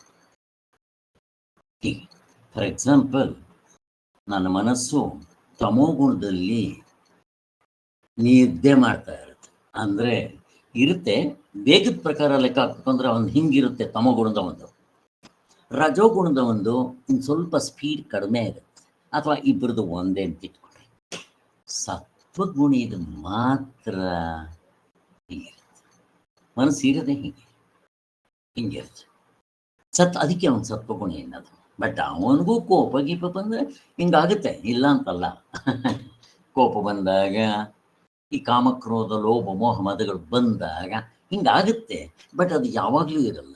ರಜೋಗುಣಕ್ಕೆ ಆಲ್ಮೋಸ್ಟ್ ಯಾವಾಗಲೂ ಇರುತ್ತೆ. ಅವನಿಗೂ ಸತ್ವಗುಣ ಬರುತ್ತೆ, ಬರುವುದಿಲ್ಲ ಅಂತಲ್ಲ, ತುಂಬ ಕಡಿಮೆ. ಬಟ್ ಸತ್ವಗುಣಿಗೆ ಮೋಸ್ಟ್ ಆಫ್ ದಿ ಟೈಮ್ ಸತ್ವಗುಣನೇ ಇರುತ್ತೆ. ಯಾವಾಗಲೂ ಯಾವ ಗುಣ ಇರುತ್ತೋ ಆ ಗುಣದಿಂದ ಅವನ ಸತ್ವಗುಣಿ ಅಂತೀವಿ. ಹಾಗೆ ಬೇರೆ ಗುಣಗಳು ಸ್ವಲ್ಪ ಇರೋದಿಲ್ಲ ಅಂತಲ್ಲ. ಇನ್ನು ಇವನಲ್ಲೂ ರಜಗುಣ ಇರಲೇಬೇಕು. ಯಾರಲ್ಲೇ ಸತ್ವಗುಣದಲ್ಲಿ. ಈಗ ನಾನು ಕರ್ಮ ಮಾಡಬೇಕು ಅಂದರೆ ರಜೋಗುಣ ಬೇಕೇ ಬೇಕು ಸ್ವಲ್ಪ. ಹಾಗೆ ಆದ್ದರಿಂದ ಈಗ ಬ್ರಹ್ಮಜ್ಞಾನಿ ಪೂರ್ತಿ ಮುಕ್ತ ಬಿಟ್ಟ ಮೇಲೆ ಆಗೋದು ಅವ್ನು ಕೆಲಸ ಮಾಡೋದಕ್ಕೆ ಆಗದೇ ಇಲ್ವಾ? 100% ಅವನು ರಾತ್ರಿ 3 ಗಂಟೆಯಲ್ಲಿ ಬಿಸಿರಿ ಹೋಗಿ ಕೆಲಸ ಮಾಡ್ತಾನೆ. ಅಷ್ಟೆಲ್ಲ ಬ್ರಹ್ಮಜ್ಞಾನಿಗೆ ಯಾಕೆ ಹೋಲಿಸ್ತೀರಿ? ನಮಗೆ ತಗೊಳ್ರಿ, ನಾವು ರಾತ್ರಿ ಕಾಲ್ ಬಂದರೆ 3 ಗಂಟೆಗೆ ಚಕ್ ಅಂತ ಎದ್ದಿದ್ದೆ, ಮಗ ಸುಮ್ಮನೆ ಕಣ್ಣು ತೋಡ್ಕೊಂಡು ಟಕ್ ಅಂತ ಹೋಗ್ಬಿಟ್ಟು ಮತ್ತೆ ಬಂದು ಮಲಗ್ಬಿಡ್ತಾ ಇದ್ದೆ. ನಮ್ಮ ಮಿಸಸ್ ಹೇಳ್ತಾ ಇದ್ದೆ, ನಿಮಗೆ ಮತ್ತೆ ಬಂದ್ಮೇಲೆ ನಿದ್ದೆ ಬರುತ್ತಾ? ಆರಾಮಾಗಿ ಮಲಗ್ತಾ ಇದ್ದೆ. ಆ ಕೆಲಸ ಬಂತು, ಹೋಗ್ತಾ ಇದ್ವಿ, ಬರ್ತಾ ಇದ್ವಿ. ಅಲ್ಲಿ ತಮಗುಣದವನು ಹೋಗ್ಲಿ, ಯಾವನಾಗ್ತಾನೋ ಆಗಲ್ಲ ಅಂತ. ಅಟ್ಲೀಸ್ಟ್ ರಜಗುಣದವನು ಹೋಗ್ತಾನೆ, ದೊಡ್ಡ ಆಸೆಗೋಸ್ಕರ. ಹಾಗೆ ಸತ್ವಗುಣದವನು ಯಾರಾದರೂ ಶ್ರೀಮಂತರು ಕರೆದ್ರೆ ಹೋಗೋದು, ಸ್ಲಮ್ನವ್ರು ಕರೆದ್ರೆ ಇವಾಗೆಲ್ಲ ಬರಲ್ಲ, ಹಾಗೆ ಹಿಂಗೆಲ್ಲ ಮಾಡೋದು. ಬಟ್ ಸತ್ವಗುಣ ಹಂಗಿಲ್ಲ. ಅವನು ಪಾಪ ಅವ್ರಿಗೆ ಏನು ತೊಂದರೆ ಆಗ್ತಾ ಇದೆಯೇನೋ, ಹೋಗೋಣ. ಅಂತ ಹೋಗ್ತಾನೆ. ವ್ಯತ್ಯಾಸ ನೋಡ್ರಿ ಹೆಂಗಿರುತ್ತೆ ಅಂತ. ಇರ್ಲಿ, ಏನಾದ್ರೂ ಇರ್ಲಿ. ಯಾಕೆ ಹೇಳಕ್ ಬಂದೆ ಅಂದ್ರೆ, ಇಲ್ಲಿ ಈಗ ನಾನು ಧರ್ಮದಿಂದ ಮಾಡಿದ್ರೆ, ನಾನು ಸ್ವಲ್ಪ ಈ ವೇದಾಂತದ ಕಡೆ ಇದ್ಕೊಂಡು 3 ಹೊತ್ತು ದೇವರ ಚಿಂತನೆ ಮಾಡ್ತಾ ಇದ್ದು ಈ ಕಡೆ ಶ್ರವಣ ಮನನ ಧ್ಯಾನದಲ್ಲಿದ್ದರೆ ನನ್ನ ಮನಸ್ಸು ಮೋಸ್ಟ್ ಆಫ್ ದಿ ಟೈಮ್ ಹೀಗೆ ಇರುತ್ತೆ. ಬಟ್ ಅದು ಅನುಭೋಗಿಸುವಾಗ ನೋಡ್ರಿ, ಧರ್ಮದಿಂದ ನ್ಯಾಯದಿಂದ ಆಗ ಮನಸ್ಸು ನಿಲ್ಬೇಕು ಅಂತೇನಿಲ್ಲ, ಸ್ಪೀಡ್ ಕಡಿಮೆ ಆದರೂ ಸಾಕು. ಸ್ಪೀಡ್ ಕಡಿಮೆ ಆದರೂ ಆ ಹಿಂದೆಗಡೆ ಇರೋ ಆತ್ಮಂದು ಗವಲು ಹೊಡೆಯುತ್ತೆ. ಇದು ಸ್ಪೀಡ್ ಆಗಿರೋದ್ರಿಂದ ಹಿಂದೆ ಆತ್ಮಂದಿದ್ರೂ ಇಲ್ಲಿ ತಾಕದಿಲ್ಲ. ಅದಕ್ಕೆ ನನಗೆ ದುಃಖವಾಗಿರುತ್ತೆ. ಇದಕ್ಕೆ ಶಾಸ್ತ್ರೀಜಿ ಹೇಳ್ತಾ ಇದ್ರು, ಹ್ಯಾಪಿ ಅನಾಲಿಸಿಸ್ ಹೇಳುವಾಗ ಅವರು ಸಂತೋಷ, ಹ್ಯಾಪಿ ಅಂತಂದ್ರೆ ಏನು, ಹ್ಯಾಪಿ ಅನಾಲಿಸಿಸ್ನಲ್ಲಿ ಸುಖ ಅಂದ್ರೆ ಏನು, ದುಃಖ ಅಂತಂದ್ರೆ ಏನು ಅಂದ್ರೆ ಅವರು ಡಿಫೈನ್ ಮಾಡಿದ್ದು ಚೆನ್ನಾಗಿತ್ತು. Speed of the mind is ದುಃಖ. ನಿಮ್ಮ ಮನಸ್ಸು ಎಷ್ಟೆಷ್ಟು ಸ್ಪೀಡ್ ಕಡಿಮೆ ಆಗುತ್ತೋ ಅಷ್ಟಷ್ಟು ಆನಂದ, ಕಾಸಿರ್ತಕ್ಕಂಥ ಕಜಾಯ ಹೇಗಿದೆ. ಆಮೇಲೆ ಫೋಕಸಿಂಗ್ ಈಸ್ ದುಃಖ. ಅಲ್ಲಿಗೆ ದುಃಖ ಅಂತಂದ್ರೆ ಏನು, speed of the mind, more of the speed of the mind and focusing is ದುಃಖ. ಅವ್ರು ಮಾಡಿದ್ದು ಡಿಫೈನ್. ಸುಖ ಅಂದ್ರೆ ಏನು, slow down off the mind is and focusing ಇಲ್ಲ, ಡಿಫೋಕಸಿಂಗ್ ಹಂಗೆ ಹೇಳ್ತಾ ಇದ್ದಾರೆ. ಈಗ ಫಾರ್ ಎಕ್ಸಾಂಪಲ್ ಫೋಕಸಿಂಗ್ ಅಂತ ಯಾಕೆ ಹೇಳಿದ್ರು ಅಂತ ಪ್ರಶ್ನೆ ಕೇಳಿದ್ರೆ ನಾವೇ ಹಾಕೊಂಡ್ರೆ, ಈಗ ನನ್ಗೆ ಯಾರೋ ಏನೋ ಅಂದ್ಬಿಟ್ರು, ಅವ್ರು ಹಂಗೆ ಅನ್ಬಿಟ್ರಲ್ವಾ, ನಿದ್ದೆ ಬರೋಲ್ಲ, ಅದು ಫೋಕಸಿಂಗ್. ಸೊ ಅದಕ್ಕೆ ನಮಗೆ ನಮ್ಮ ಇದರಲ್ಲೂ ಕೂಡ ಕಾನ್ಸಂಟ್ರೇಷನ್ ಲೀಡ್ಸ್ ಟು ಡಿಫೋಕಸಿಂಗ್. ಜಪ ಅಜಪ ಆಗ್ಬೇಕು, ವೇದ ಅವೇದ ಆಗ್ಬೇಕು ಅಂತ ಹೇಳ್ತಾ ಇರ್ತೀವಲ್ಲ, ಆ ಅರ್ಥದಲ್ಲಿ ಇರ್ಲಿ. ಒಟ್ಟಿನಲ್ಲಿ ಇವಾಗ ಇಲ್ಲಿಗೆ ಬರೋಣ. ಸೊ ಅದಕ್ಕೆ ನಾನು ಹೇಳೋದು, ಆದಷ್ಟು ಧರ್ಮದಿಂದ ನಡ್ಕೊಳ್ರಿ. ಫಸ್ಟ್ ಪಾಠ. ಎರಡನೇದು ಅದೇ ಧರ್ಮದಿಂದ ಬಂದ್ರೆ ನಿಮ್ಗೆ ಎಷ್ಟೋ ಆನಂದ ನಿಮ್ದು ಆಗ್ಬಿಡುತ್ತೆ. ಹಿಂದಿನ ಕಾಲದವರು ಅಷ್ಟೇ ಮಾಡ್ತಾ ಇದ್ರು, ಧರ್ಮ ಬಿಡ್ತಾ ಇರಲಿಲ್ಲ. ಇನ್ನು ಈ ಕಡೆ ಬಂದು ಇವುಗಳ ವಿಚಾರ ಮಾಡೋದು, 3 ಹೊತ್ತು ಇದರಲ್ಲೇ ಇರೋದು, ಇನ್ನೇನಾಗುತ್ತೆ, ಆಗ ಆನಂದವೇ ಜಾಸ್ತಿ ಆಗ್ತಾ ಬರುತ್ತೆ. ಓಕೆ, ಇಲ್ಲಿಗೆ ಬರೋಣ. ಇವಾಗ ಏನ್ ಮಾಡ್ತಾ ಇದ್ವಿ ಇಲ್ಲಿ,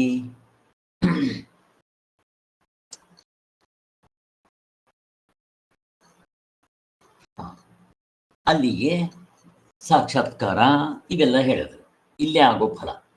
ಇನ್ನ ಅದೃಷ್ಟ ಫಲ ಅಂದ್ರೆ ಅಲ್ಲಿ ಲೋಕಕ್ಕೆ ಹೋಗೋದು, ಇವೆಲ್ಲ ಗೊತ್ತಿದೆ ನಮಗೆ. ಸೊ ಅಲ್ಲಿಗೆ ಈ ರಾಮನ ಸಾಕ್ಷಾತ್ಕಾರ ಆಗ್ಬೇಕಾದ್ರೆ ಅಲ್ಲಿ ಬೆಳಗ್ಗೆ ಎಲ್ಲ ಮಾಡಿದ್ವಲ್ಲ ತ್ರಿಪುಟಿ, ಅದನ್ನು ಹೇಳ್ತಾ ಇದ್ದಾರೆ. ಏನದು, ಧ್ಯಾತೃ ಧ್ಯಾನ ಧ್ಯೇಯ. ಇಲ್ಲಿ ಧ್ಯಾನ ಮಾಡೋದಲ್ವಾ, ಅದಕ್ಕೆ ಇಲ್ಲಿ ಅದಕ್ಕೆ ತಕ್ಕಂತೆ ಹೇಳ್ತಾ ಇದ್ದಾರೆ. ಅಲ್ಲಿ ನಾವು ಹೇಳಿದ್ದು ಜ್ಞಾತೃ ಜ್ಞಾನ ಜ್ಞೇಯ, ಕರ್ತೃ ಕರ್ಮ ಕ್ರಿಯಾ, ಭೋಕ್ತೃ ಭೋಗ ಭೋಗ್ಯ ಅಂತ ಹೇಳಿದ್ವಿ. ಇಲ್ಲಿ ಧ್ಯಾನದ ವಿಚಾರ. ಇಲ್ಲಿ ತ್ರಿಪುಟಿ ಅಥವಾ ಮುಕ್ಕುಪ್ಪೆ ಅಂದ್ರೆ ಏನು ಅಂದ್ರೆ, ಧ್ಯಾತೃ ನಾನು ಮಾಡೋನು, ಜೀವಪ್ಪನಿಟ್ಕೊಳ್ಳೇಬೇಕು. ಧ್ಯಾತೃ ಧ್ಯೇಯ ವಿಷಯ. ಯಾರಿಗೆ ವಿಷಯ, ರಾಮ ಅಥವಾ ರಾಮಕೃಷ್ಣ ಪರಮಹಂಸರಿಗೆ ಕಾಳಿ. ಮಧ್ಯದಲ್ಲಿ ಏನು ಉಪಯೋಗಿಸ್ತಾರೆ ಅವರು, ಧ್ಯಾನ ಕರಣ ಅಥವಾ ಮೆಥಡ್. ಅಲ್ಲಿಗೆ ಧ್ಯಾತೃ ಧ್ಯಾನವನ್ನ ಉಪಯೋಗಿಸಿ ಆ ಧ್ಯೇಯವನ್ನ ಕಂಡುಕೊಂತಾನೆ. ಈ ತ್ರಿಪುಟಿ ಹೋಗಿ ಧ್ಯೇಯ ಒಂದೇ ಉಳಿಯವರೆಗೂ ಮಾಡಿದ ಧ್ಯಾನಕ್ಕೆ ಸಾಕ್ಷಾತ್ಕಾರ ಅಂತ ಹೆಸರು. ಈ 3 ಒಂದೇ ಆಗ್ಬಿಡ್ಬೇಕು. ಅದನ್ನು ಹೇಳ್ತಾ ಇದ್ದಾರೆ. ಯಾವಾಗ ಸಾಕ್ಷಾತ್ಕಾರ, ಆಗ ಫಲವು ಉಂಟಾಗುತ್ತೆ. ಇಲ್ಲಿ ನಾವು ಯಾವ್ಯಾವುದಕ್ಕೆ ಏಕಾಗ್ರತೆ ಮಾಡ್ತಾ ಇರ್ತೀವಿ ಅಂತ ಹಿಂದೆ ಒಂದು ಕೊಟ್ಟರು. ನಿಮ್ಮ ಮಗನಿಗೆ ಇಂಥ ಟೈಮ್ನಲ್ಲಿ ಇಂಥ ಏನೋ ಹೇಳ್ತಾರೆ ಅಪಮೃತ್ಯು ಇದೆ ಅಂತನೋ ಅಥವಾ ಏನೋ ಶನಿಕಾಟ ಇದೆ ಅಂದ್ರೆ ಅದನ್ನೇ ಕೂತ್ಕೊಂಡು ಚಿಂತನೆ ಮಾಡೋದು. ನಾವು ಇಂಥವು ಮಾಡ್ತೀವಿ. ಅದಕ್ಕೆ ಇನ್ನೂ ಒಂದು ದೃಷ್ಟಾಂತ ಕೊಡ್ತಾ ಇದ್ದಾರೆ. ಸ್ವಾಮಿಗಳ ನೆಂಟರೊಬ್ಬರು ದೇಹ ಬಿಡುವಾಗ ಅವರು ಗೊತ್ತಾಗೋಯ್ತಂತೆ ಈ ಥರ ದೇಹ ಬಿಟ್ಬಿಡ್ತೀನಿ ಅಂತ. ಕೆಲವ್ರು ಗೊತ್ತಾಗುತ್ತೆ. ಈಗ ಬೆಳಗೆರೆ ಕೃಷ್ಣ ಶಾಸ್ತ್ರಿಗಳ ತಂದೆ ಚಂದ್ರಶೇಖರ್ ಶಾಸ್ತ್ರಿಗಳಿಗೆ ಗೊತ್ತಾಗುತ್ತೆ. ನಾನು ಎಷ್ಟೊಂದು ಸಾರಿ ಹೇಳಿದ್ದೀನಿ. ಈಗ 8ನೇ ಅಧ್ಯಾಯದಲ್ಲಿ ಇವೆಲ್ಲ ಬರುತ್ತೆ. ಆದ್ರಿಂದ ಅವರು ತುಂಬ ಜನಕ್ಕೆ ಅದೇ ಬ್ರಹ್ಮಚೈತನ್ಯರ ಶಿಷ್ಯರು ಬ್ರಹ್ಮಾನಂದರು ಮೊದಲೇ ಗೊತ್ತಾಗ್ಬಿಡುತ್ತೆ. ಅವ್ರ ಶಿಷ್ಯರಿಗೆಲ್ಲ ಹೇಳ್ಬಿಡ್ತಾರೆ, ನೋಡ್ರಪ್ಪ ನಾನು ಸತ್ ಮೇಲೆ ತೆಪ್ಪ ಕೆಡಿಸಿ ಕಲ್ಲುಗಳು ಕಟ್ಟಿ ನದಿಯಲ್ಲಿ ತೇಲ್ ಬಿಟ್ಬಿಡ್ರಿ, ಮೀನುಗಳಿಗೆ ಆಹಾರ ಆಗಲಿ ಅಂತ. ಅದರ ಜೊತೆಗೆ ಅವರು ಎಂಥ ದಿನ ಬಿಡ್ತೀವಿ ಅಂತಲೂ ಹೇಳಿದ್ರು. ಎಷ್ಟೆಲ್ಲ ಎಂತೆಂಥ ಬೇಕಾದಷ್ಟು ಎಕ್ಸಾಂಪಲ್ಸ್ ಇದೆ.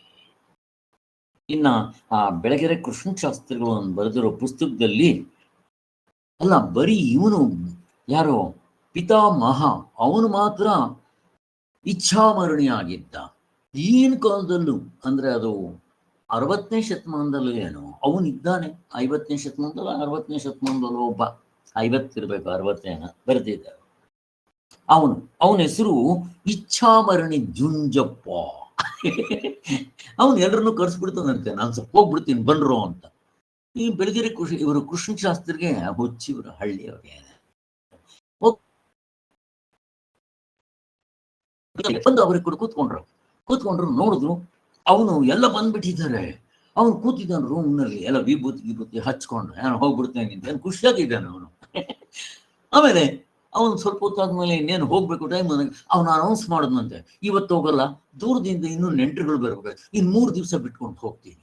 ಹೆಂಗಿದೆ ನೋಡ್ರಿ, ಯಾವುದೋ ಟ್ರಿಪ್ಗೆ ಅಮೆರಿಕಾಗೆ ಟ್ರಿಪ್ ಕ್ಯಾನ್ಸಲ್ ಮಾಡ್ಕೊಂಡು ಆಮೇಲೆ ಹೋಗ್ತೀನಿ ಅಂತ ಹೇಳೋವಂಗೆ ಇವರು ಟೆಂಟ್ ಬಿಡ್ತಾ ಇದ್ದಾನೆ ಅಂತ ಇವರು. ಆಮೇಲೆ ನೋಡೋಣ ಅಂತ 3ನೇ ದಿವಸ ಬಂದ್ರೆ ಮತ್ತೆ ಎಲ್ಲರೂ ಸೇರಿದಾಗ ಅವನು ಓಂ ನಮಃ ಶಿವಾಯ ಅಂತ ಹೇಳ್ಕೊಂಡು ದೇಹ ಬಿಟ್ಟು ಅಂತಾರೆ. ಎಷ್ಟು ಚೆನ್ನಾಗಿದೆ ನೋಡ್ರಿ.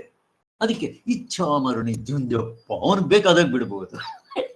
ಇವೆಲ್ಲ ನೋಡಿದ್ರೆ ಪಾಸಿಬಿಲಿಟೀಸ್ ಆರ್ ದೇರ್ ಅಂತ ಇಲ್ಲಿ ಸ್ವಾಮಿಗಳು ಇನ್ನೊಂದು ದೃಷ್ಟಾಂತ ಕೊಡ್ತಾ ಇದ್ದಾರೆ. ಅವ್ರ ಹತ್ತಿರದ ನೆಂಟರು ಅವರು ಹೀಗೆ ಅವರ ಮಕ್ಕಳು ನೆಂಟರನ್ನೆಲ್ಲ ಕರೆದು, ಅಪ್ಪ ನಾನು ಹೋಗಿ ಬರ್ತೀನಿರು ಅಂತ ಯಾವುದೋ ಊರಿಗೆ ಹೋದಂಗೆ ಹೇಳ್ಬಿಟ್ಟು ಕೊನೆಗೆ, ನೋಡ್ರಪ್ಪ ನೀವೆಲ್ಲ ಆಸ್ತಿ ಹಿಂಗೆ ಹಚ್ಕೊಳ್ರಿ, ಮತ್ತೆ ನನ್ನ ಈ ಶವ ಸಂಸ್ಕಾರ ಇದಕ್ಕೆ ಏನು ಬೇಕೋ ಖರ್ಚೆಲ್ಲ ತೆಗೆದಿಟ್ಟಿದ್ದೀನಿ, ಮತ್ತು ನೀವೆಲ್ಲ ನ್ಯಾಯದ ಧರ್ಮದಿಂದ ನಡ್ಕೊಳ್ರಿ ಅಂತ ಏನೋ ಒಂದು ಹೇಳಿಬಿಟ್ಟು ಕೊನೆಗೆ ಹೋಗ್ತೀನಿ ಅಂತ ಹೇಳಿ ಹೋಗಿಬಿಟ್ರು ಅಂತ. ಈಗ ಅವ್ರಿಗೆ ಇದು ಹೇಗೆ ಗೊತ್ತಾಯ್ತು? ಪ್ರಾಬಬ್ಲಿ ಅವರು ಸಾವಿಂದೇ ಕುರಿತು ಚಿಂತನೆ ಮಾಡ್ತಾ ಇದ್ರೇನೋ, ಅದಕ್ಕೋಸ್ಕರ ಅವ್ರಿಗೆ ಇದ್ರ ದರ್ಶನ ಆಯ್ತು. ಏನ್ ಬೇಕಾದ್ರೂ ಆಗುತ್ತೆ. ಅದಕ್ಕೆ ಸ್ವಾಮಿಗಳು ಹೇಳ್ತಾರೆ, ಹುಚ್ಚವನು ಇದನ್ನ ಕೂತ್ಕೊಂಡು ಚಿಂತನೆ ಮಾಡೋ ಬದಲು ದೇವ್ರನ್ನೇ ಚಿಂತನೆ ಮಾಡಿದ್ರೆ ಅವನು ಆ ಬ್ರಹ್ಮ ಸಾಯುಜ್ಯಕ್ಕೆ ಹೋಗ್ಬಿಡ್ತಾ ಇದ್ನಲ್ಲಪ್ಪ. ನೋಡ್ರಿ, ಕೆಲಸ ಒಂದೇ. ಈಗ ನಿಮ್ಗೆ ಅರ್ಥ ಆಯ್ತಲ್ಲ, ನಾವು ಈ ಲೌಕಿಕದಲ್ಲಿ ಕೂರ್ತು ತಲೆ ಕೆಡಿಸ್ಕೊಂಡು ಅದನ್ನೇ ಚಿಂತನೆ ಮಾಡೋದಕ್ಕಿಂತ ಎಷ್ಟೆಷ್ಟು ಬೆಟ್ರ್ ಅಂತ ತೋರಿಸಿ. ಈಗ ನೀವು ರಾಮನ್ ಕುರ್ತಿ ಯಾಕೆ ಚಿಂತನೆ ಮಾಡಬಾರ್ದು? ಅದಕ್ಕಿಂತ ಇನ್ನು ನೇರವಾದ ಅನುಭವ ಉಪನಿಷತ್ತುಗಳ ಹೇಗಿದೆ ಅದನ್ನೇ ಕುರ್ತಿ ಯಾಕೆ 3 ಹೊತ್ತು ಚಿಂತನೆ ಮಾಡಬಾರ್ದು? ಸಚ್ಚಿದಾನಂದ ಸರಸ್ವತಿ ಸ್ವಾಮಿಗಳು ಮಾಡಿದ್ರು, ಭಗವತ್ಪಾದರು ಮಾಡಿದ್ರು, ನೀವೆಲ್ಲ ಮಾಡ್ತಾ ಇದ್ದೀವಿ, ಮಾಡಬೇಕು. ಬಟ್ ಇದಾಗದೇ ಇದ್ರೆ ಅಟ್ಲೀಸ್ಟ್ ಜಪ ಮಾಡ್ತಾ ಇದ್ದೀವಲ್ಲ, ಕೊನೆ ಕಾಲದಲ್ಲಿ ನಾವು ಪರಮಾತ್ಮ ನೆನಪಾದರೂ ಬರಬೇಕು. ಅಟ್ಲೀಸ್ಟ್ ಬೇಕಾದಷ್ಟು. ತಿರ್ಗಾ ಮನುಷ್ಯ ಜನ್ಮ ಗ್ಯಾರಂಟಿ. ಆ ದೇವರು ಸಾಕ್ಷಾತ್ಕಾರ ಆಗದೆ ಇದ್ರು ಹೋಗ್ಬೇಕು, ತಿರ್ಗಾ ಮನುಷ್ಯ ಜನ್ಮ ಆಗ್ಬೋದು. ಹೇಗಿದೆ? ಮತ್ತೆ ಬಂದಿದ ತಕ್ಷಣ ನನ್ನ ಸಂಸ್ಕಾರ ವ್ಯರ್ಥ ಆಗೋದಿಲ್ಲ. ಹಾಗೆ ಅದೇ ಮತ್ತೆ ಏನಾಗುತ್ತೆ, ಈ ಕಡೆ ಮತ್ತೆ ಮಾಡ್ಕೊಂಡ್ಬರುತ್ತೆ ಅಂತ ಹೇಳ್ತಾ ಇದ್ದಾರೆ. ಹೀಗೆ ಈ ದೃಷ್ಟಾಂತದಲ್ಲಿ ಸಾವಿನ ಭಾವನೆ ಮಾತ್ರ ಅವನಿಗಿತ್ತು, ಅದರ ಸಾಕ್ಷಾತ್ಕಾರವು ಅವರಿಗೆ ಆಯಿತು. ಆದರೆ ಪರಮೇಶ್ವರನ ಭಾವನೆಯನ್ನೇ ಮಾಡಿದ್ದಿದ್ರೆ ಜನ್ಮ ಸಾರ್ಥಕ ಆಗ್ಬಿಡ್ತಾ ಇತ್ತಲ್ಲಪ್ಪ ಅಂತ ಹೇಳ್ತಾರೆ. ಹಾಗೆ ಇನ್ನೊಂದು, ಈ ಸಿದ್ಧಿಗಳು ಮತ್ತೆ ಈ ಥರ ಸಾಯೋದು ಗೊತ್ತಾಗೋದು, ಬೇರೆಯವ್ರು ಸಾಯೋದು ಗೊತ್ತಾಗೋದು ಎಲ್ಲ ಆಗ್ಬೋದು. ಇವು ಏನಂತ ತೋರ್ತಾರೆ, ಇದಕ್ಕೆ ನಾವು ಪ್ರಯತ್ನ ಮಾಡಕ್ಕೆ ಹೋಗ್ಬಾರ್ದು. ನಾವು ಹೋಗ್ತಾ ಇರೋ ದಾರಿನಲ್ಲಿ ಬಂದರೆ ಬಂದ್ಕೊಳ್ಳಿ, ಬರಲಿಲ್ವಾ ಆ ಕಡೆ ಏನು ಬೇಕಾಗಿಲ್ಲ ಅಂತಾರೆ. ಇವು ಏಕಾಗ್ರತೆಯಿಂದ ಮಾಡಿದ್ರೆ ಗೊತ್ತಾಗ್ಬಿಡುತ್ತೆ. ಭಗವತ್ಪಾದರು ಅವರ ಸ್ವಂತ ಅನುಭವವನ್ನು ಹೇಳಿದ್ರು, ಹಿಂದೆ ಹೇಳಿದ್ದೆ. ಭಗವತ್ಪಾದರು ಹೀಗೆ ವಿವೇಕಾನಂದರು ಒಂದು ಕಡೆ ಹೇಳಿದ್ದಾರೆ, ನೀವು ಯಾವುದನ್ನ ಏಕಾಗ್ರತೆಯಿಂದ ಕುರಿತು ಚಿಂತನೆ ಮಾಡ್ತೀರೋ ಅದರ ರಿಸಲ್ಟ್ ನಿಮ್ಗೆ ಗೊತ್ತಾಗ್ಬಿಡುತ್ತೆ ಅಂತ. ಸರಿ, ಇವ್ರು ಏನು ಮಾಡಿದ್ರು, ಯಾರೋ ಒಬ್ಬ ಅಮ್ಮ ಬಂದು ಅದೇ ಹಸುಕತೆ ಹೇಳಿದ್ದೆ, ನಿಮಗೆಲ್ಲ ಹೇಳಿದ್ದೀನಿ ಸ್ವಾಮಿ, ನನ್ನ ಹತ್ರ ಇರೋದು 200 ರೂಪಾಯಿ, ನಾನು ಬಡವಳು, ಅವ್ರು ಹೇಳ್ತಾ ಇದ್ದಾರೆ 200 ರೂಪಾಯಿ, ನಾನು ತಗೊಂಡು ಅಕಸ್ಮಾತ್ ಹಸುಗೆ ಏನಾದರೂ ಆಗ್ಬಿಟ್ರೆ ನಾನು ಪಾಪರಾಗ್ಬಿಡ್ತೀನಿ, ನಾನು ಜೀವನ ಮಾಡೋಕ್ಕೆ ಆಗಲ್ಲ, ನೀವು ನೋಡಿ ಹೇಳಿ ಸ್ವಾಮಿ, ತಗೊಳ್ಳ ಬೇಡ. ಅವರು ಕೂತ್ಕೊಂಬ ಅಂತ ಹೇಳಿ ಒಂದು ಸ್ವಲ್ಪ ಹೊತ್ತು ಕಣ್ಣು ಮುಚ್ಕೊಂಡು ಏಕಾಗ್ರತೆಯಿಂದ ಅದನ್ನೇ ಏನೋ ಮಾಡಿದ್ರಂತೆ, ಟಕ್ಕಂತ ಹೊಳಿತಂತೆ, ಬೇಡ ಅಂದ್ರಂತೆ. ಆಯಮ್ಮ ಆಯ್ತು ಸ್ವಾಮಿ ಅಂತ ಹೇಳಿ ಹೋಗ್ಬಿಟ್ರು. ಇನ್ನೊಂದು ವಾರನೋ 10 ದಿವಸ ಬಟ್ಕೊಂಬಂದು ಹೇಳಿದ್ಲಂತೆ, ಸ್ವಾಮಿ ನಾನು ಉದ್ಧಾರ ಆಗೋಗ್ಬಿಟ್ಟೆ, ನಾನೇನು ನನ್ನ ಹತ್ರ ಬಂದು ಕೇಳದೆ ಇದ್ರೆ ಹಸು ತಗೊಂಡಿದ್ರೆ ಅದು ರೈಲ್ವೆ ಟ್ರ್ಯಾಕ್ ಸತ್ತು ಹೋಯ್ತು. ಎಲ್ಲರೂ ಇವ್ರ ಹತ್ರ ಬರೋಕ್ಕೆ ಶುರು ಮಾಡಿದ್ರಂತೆ, ನಂದು ಕೋಳಿ ಕಳೆದೋಗ್ಬಿಟ್ಟಿದೆ, ನನ್ನ ಮಗನ ಮದುವೆ ಆಗ್ಬೇಕು, ಇಂಥವೆಲ್ಲ ಇಲ್ಲಿದ್ದರೆ ಗೋವಿಂದ ನನ್ನ ಸಾಧನೆನೂ ಆಗಲ್ಲ ಅಂತ ಹೇಳಿ ಈ ಸಾಧನೆಗಳು ಯಾವುದು ಬೇಡ ಅಂತ ಬಿಟ್ಟು ನಾನು ಬೇರೆ ಊರಿಗೆ ಬಂದೆ ಅಂತ ಹೇಳಿದೆ. ಕೆಲವು ಹಿಂಗಾಗುತ್ತೆ. ಇವೆಲ್ಲ ನಮಗೆ ಬೇಕಾಗಿರೋದು.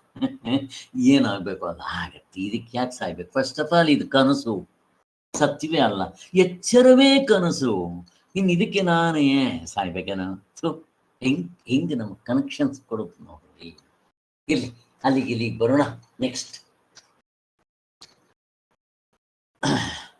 ಅಲ್ಲಿ ಏನಾಯ್ತು ಅಂದ್ರೆ, ಪರಮಾತ್ಮ ಭಾವನೆಯಿಂದ ನಮ್ಗೆ ಎಂಥ ಪ್ರಯೋಜನ ಆಗುತ್ತೆ ಅನ್ನೋದು ಮನಸ್ಸಿಗೆ ಸ್ಪಷ್ಟತೆ ಬಂತು. ಮನುಷ್ಯನು ನಿಜವಾಗ್ಲೂ ಹುಟ್ಟಿದ್ದಕ್ಕೆ ಪರಮೇಶ್ವರನ ಚಿಂತನೆಯನ್ನೇ ಮನಸ್ಸಿಗೆ ಹತ್ತಿಸ್ಕೋಬೇಕು. ಅದೇ ಜನ್ಮದ ಸಾಫಲ್ಯ. ಮನುಷ್ಯನಾಗಿ ಹುಟ್ಟಿದ್ದಕ್ಕೆ ಮಾಡಬೇಕಾಗಿರೋದು ನಿಜವಾಗ್ಲೂ ಇದೊಂದೇ ಕರ್ತವ್ಯ. ನಮ್ಗೆ ಅರ್ಥ ಆಯ್ತು ಅಂತಂದ್ರೆ, ಇಲ್ಲಿವರೆಗೂ ನಾನು ವ್ಯರ್ಥ ಮಾಡ್ಕೊಂಡ್ಬಿಟ್ನಲ್ಲ ನನ್ನ ಜೀವನ ಅನ್ಸುತ್ತೆ, ನನಗೆ ಅನ್ನಿಸ್ತು. ವ್ಯರ್ಥವಾಯಿತಲ್ಲ ಜನ್ಮವು, ಸಾರ್ಥಕ ಆಗಲಿಲ್ಲ. ಏನ್ ಮಾಡಿದ್ವಿ ಮತ್ತೆ ಇಷ್ಟು ವರ್ಷ? ಅರ್ಥದಾಸೆಯಲ್ಲಿ ಪೃಥ್ವಿಯನ್ನು ಸುತ್ತಿ ಮತ್ತನಾಗಿ ಬಲು ಕೃತ್ಯವನ್ನು ಮಾಡಿ, ಇಷ್ಟೇ ಮಾಡಿದ್ರು. ನಾಯಿ ತರ ಆಳ್ಕೊಂಡು ಯಾವಾಗ ಇದು ಮಾಡೋಕ್ ಶುರು ಮಾಡ್ತೀವೋ, ಛೀ ನಂದು ಜೀವನ ಇಷ್ಟೊಂದು ವ್ಯರ್ಥ ಮಾಡ್ಕೊಂಡು ಮೊದಲೇ ಯಾಕೆ ಗೊತ್ತಾಗ್ಲಿಲ್ಲ ಅನ್ಸುತ್ತೆ. ಎಲ್ಲದಕ್ಕೂ ಆಯಾ ಸಮಯ ಬರಬೇಕು, ಅದು ಫಲ ಕೊಡ್ಬೇಕಾದ್ರೆ ನಾನು ಅರ್ಜೆಂಟ್ ಕೊಟ್ರೆ ಆಗುತ್ತೇನೋ? ಹಿಂಗೆ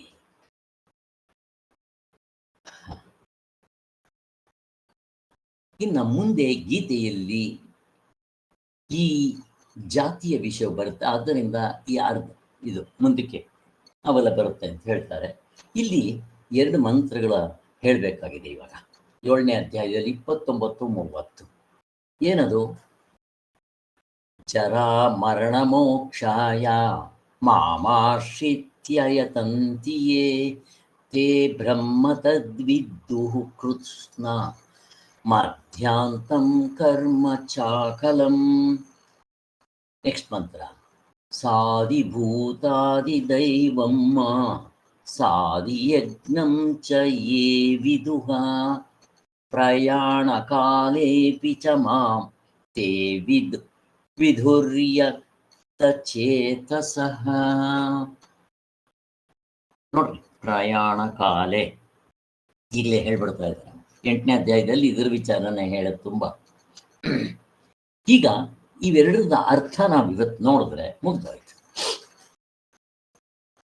ಮುಪ್ಪು ಸಾವುಗಳು, ಹುಟ್ಟು ಸಾವುಗಳು ಬಿಡುಗಡೆಗೆ ಯಾರು ಆಶ್ರಯಿಸಿ ಇದನ್ನೇ ಪ್ರಯತ್ನ ಮಾಡ್ತಾರೋ ಅವರು ಏನಂತಾರೆ?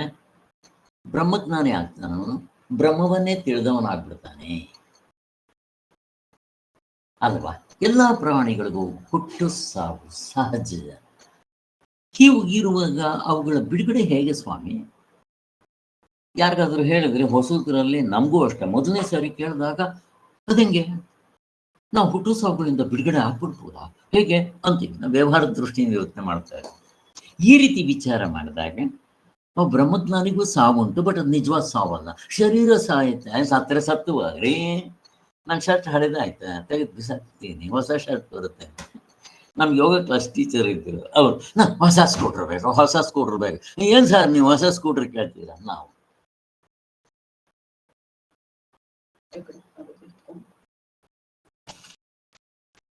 ಅಲ್ಲ, ಅಲ್ಲೇ ಇದೆ, ನಿನ್ಗೆ ತಂದು ಹಾಕ್ಬಿಟ್ಟೆ, ತಗೊಂಡಿದ್ದೆ ಅಲ್ಲೇ ಹಾಕ್ಬಿಟ್ಟೆ.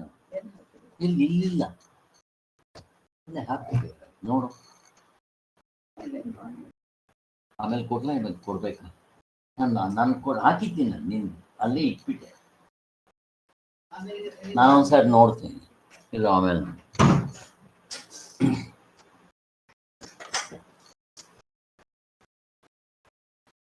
ಹಾಗೆ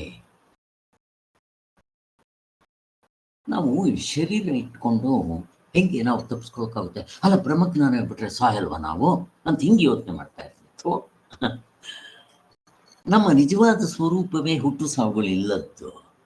ಗಾಢ ನಿದ್ರೆಯಲ್ಲಿ ಯಾರಿಗೆ ಸಾವಿನ ಭಯ ಬರುತ್ತೆ? ಯಾರಿಗೂ ಬರೋದಿಲ್ಲ. ಯಾಕೆ? ಅಲ್ಲಿ ಆತ್ಮನಾಗಿರ್ತೀವಿ. ಇಲ್ಲಿ ಯಾಕೆ? ನೀನು ಶರೀರವಾಗಿರ್ತೀಯ, ಅಷ್ಟೇ ವ್ಯತ್ಯಾಸ.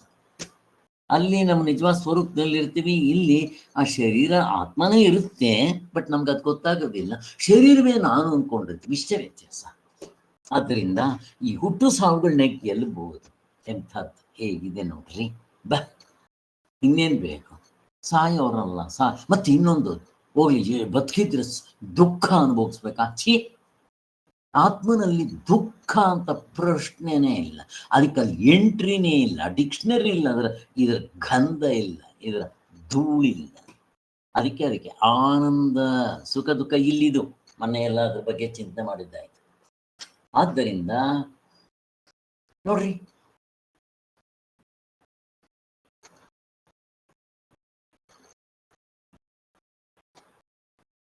ಮುಪ್ಪು ಸಾವುಗಳು ಇದೆ ಅಂತ ಅನ್ನೋದೇ ತಪ್ಪು ತಿಳುವಳಿಕೆ. ಯಾಕೆ? ಆತ್ಮನಿಗೆ ಶರೀರ ಉಂಟ? ಆತ್ಮನಿಗೆ ಶರೀರ ಉಂಟಾ? ಇಲ್ಲ. ಕನಸಿನಲ್ಲಿ ನೋಡ್ರಿ, ಈಗ ನಿದ್ದೆಯಲ್ಲಿ ನಿಮಗೆ ಶರೀರ ಇದೆ. ಅಲ್ಲಿ ನಾನು ಎಚ್ಚರದ ಜನಕ ಮಹಾರಾಜ ಅಂತ ಅನ್ಸುತ್ತೇನೋ, ಅಥವಾ ಕನಸಿನ ಭಿಕ್ಷುಕ ಅಂತ ಅನ್ಸುತ್ತೇನೋ? ನೆವರ್. ನೀವು ಯಾವಾಗ ಬೇಕಾದ್ರೂ ನಿದ್ದೆ ಹೋಗ್ರಿ, ನೋಡ್ಕೊಳ್ರಿ ಅಲ್ಲಿ ಶರೀರ ನೋಡ್ರಿ ಹೇಗಿದೆ. ದೇವರು ಕೊಟ್ಟಿರೋ ಸ್ಯಾಂಪಲ್ ಮೆಲ್ಕಾಕ್ರಿ ಸಾಕು, ಹೇಗಿದೆ ಇದೆ. ಕನಸಿನಲ್ಲಿ ಕಾಣೋ ಆ ಶರೀರ ಭಿಕ್ಷುಕ, ಅಥವಾ ಅವನ ಆ ಧರ್ಮಗಳಾಗ್ಲಿ, ಅವನ ಗುಣಗಳಾಗ್ಲಿ ಗಾಢನಿದ್ರೆಯಲ್ಲಿರೋ ನನ್ನ ನಿಜ ಸ್ವರೂಪಕ್ಕೆ ಅಂಟುತ್ತಾ ಬರುತ್ತಾ ಅಲ್ಲಿಗೆ? ನೆವರ್. ಅದೇ ಎಚ್ಚರದಲ್ಲಿರೋ ಈ ಶರೀರ, ಜನಕ ಮಹಾರಾಜ ಅಂತ ಅವನು ಗಾಢನಿದ್ರೆಯಲ್ಲಿದ್ದಾಗ ಅದರ ಗಂಧ ಹೇಗಿದೆ ನೋಡಿ. ಅದಕ್ಕೆ ಅಲ್ಲಿ ಕಳ್ಳನಾಗಿರೋದಿಲ್ಲ, ಹುಲಿಯಾಗಿರೋದಿಲ್ಲ, ರಾಮಕೃಷ್ಣ ಪರಮಹಂಸರಾಗಿ ಇರೋದಿಲ್ಲ ಅಂತ ಹೇಳಿದ್ರು ಅದಕ್ಕೋಸ್ಕರನೇ. ಹಾಗೆ ಆತ್ಮನ ಹುಟ್ಟೋದು ಇಲ್ಲ, ಸಾಯೋದಿಲ್ಲ. ಮತ್ತೇನು? ಹಳೆ ಬಟ್ಟೆ ತೆಗೆದು ಬಿಸಾಕುವಂಗ ಅವನು ಬಿಸಾಕ್ತಾನೆ. ಅಳ್ಬೇಕೇನೋ? ನನ್ನ ಹತ್ರ ಇರೋ ಶರ್ಟ್ ಹಳೆದಾದ್ರೆ ಅಳ್ತೀವೇನೋ? ಅಳಲ್ಲ. ಮತ್ತೆ ಸತ್ರೆ ಯಾಕೆ ಅಳದ? ಶರೀರ ಹೋಯ್ತು. ಹಂಗೆ ನೋಡಕ್ ಬಂದ್ಬಿಟ್ರೆ ಇನ್ಯಾಕೆ? ಎಷ್ಟು ಚೆನ್ನಾಗಿದೆ ನೋಡ್ರಿ. ಇಲ್ಲೇ ಸಾವು ಭಯ ಇಲ್ಲ. ಇನ್ನೂ ಒಂದು, ಸಾವಂದ್ರೆ ಏನಪ್ಪ?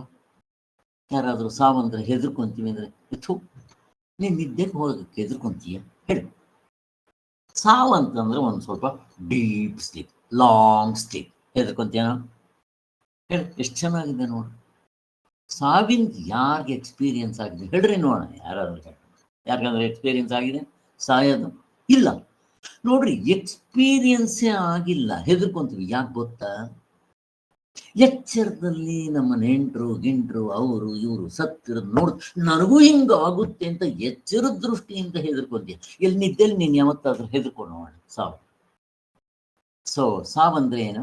Deep sound sleep, but long sleep. ಮುಗಿದಾಯ್ತು. ಮಲ್ಕೊಂಡ್ರೆ ಇಲ್ಲಿ ಬೆಳಗ್ಗೆ ಎದ್ದು ಬಿಡ್ಬೋದು ಒಂದು 12 ಗಂಟೆ 8 ಗಂಟೆ ಆದಮೇಲೆ. ಬಟ್ ಅಲ್ಲಿ ಹೇಳೋದಿಲ್ಲ, ಸ್ವಲ್ಪ ಅಲ್ಲಿ 6 ತಿಂಗಳು 1 ವರ್ಷ ಆಮೇಲೆ ಮತ್ತೆ ಎದ್ದು ಹುಟ್ಟು ಬರುತ್ತೆ. ಅದು ಬೇರೆ. ಹೆಂಗಿದೆ ನೋಡ್ರಿ. ಮತ್ತೆ ಶರೀರ ಬರುತ್ತೆ. ನೀ ಶರೀರದ ದೃಷ್ಟಿಯಿಂದ ನೋಡಿದ್ರೆ ಮತ್ತೆ ಇನ್ನೊಂದು ಹೊಸ ಶರೀರ ಬರುತ್ತೆ. ಆದ್ದರಿಂದ ಯಾಕೆ ಯೋಚನೆ ಮಾಡಬೇಕು? ಇನ್ನೂ ಒಂದು ಸಾವು ಕೊಡ್ಲಿಲ್ಲ ಅಂತ ಇಟ್ಕೊಳ್ರಿ, ಹೆಂಗೆ ಖುಷಿಯಾಗಿದ್ದು ಬಿಡ್ತೀವ ನಾವು? ಪ್ರಶ್ನೆ ಕೇಳ್ತಾ ಇದ್ದೀನಿ. ಸಾವು ಕೊಡ್ಲಿಲ್ಲಪ್ಪ ದೇವ್ರು ಈ ಶರೀರಕ್ಕೆ, ಹೆಂಗೆ ಖುಷಿಯಾಗಿರ್ತೀವ? ನಾನು ಪ್ರಶ್ನೆ ಕೇಳ್ತಾ ಇದ್ದೀನಿ. ಇನ್ನೇನು ಇಲ್ಲ ಪ್ರಾಬ್ಲಮ್ ಸರ್, ಬರುತ್ತೆ? ಆಗಲ್ಲ ಸರ್. ದುಃಖ, ಶರೀರದ ನೋವು ಎಲ್ಲ ಅನುಭವಿಸ್ಬೇಕಾಗುತ್ತೆ ಸರ್. ಮತ್ತೆ ಒಂದ್ಸಾರಿ ಯಮಧರ್ಮರಾಜನ್ಗೆ ಪೋರ್ಟ್ಫೋಲಿಯೋ ಕೊಟ್ಟಿದ ತಕ್ಷಣ ಯಮಧರ್ಮರಾಜ ಕೇಳಿದ್ನಂತೆ, ಹೋಗಿ ನನ್ಗೆ ಇಂಥದ್ದು ಕೊಟ್ಟಿದ್ಯಾ? ಯಾರು ನನಗೆ ವೆಲ್ಕಮ್ ಬೋರ್ಡ್ ಹಾಕ್ತಾರೆ? ನಾಳೆ ಬಾ ಅಂತ ಬೋರ್ಡ್ ಹಾಕಿ ಎಲ್ಲ ತಲೆ ಸಗಣಿ ಹಚ್ಚಿ ಕಳಿಸ್ತಾರೆ ನನಗೆ ಅಂತ ಕೇಳಿದ್ ನನಗೆ. ಒಂದು ಕೆಲಸ ಮಾಡೋ, ಅವರೇ ಕರೆದ್ರೆ ಹೆಂಗಿದೆ? ಅವಾಗ ಯಾಕೆ ಹೋಗ್ಬಾರ್ದು? ಅಯ್ಯೋ ಅವ್ರು ಯಾವನ್ ಕರೀತಾನೆ, ನಿನ್ಗೆ ಯಾವನ ಕರೀತಾನ ಅಂತಾನೆ.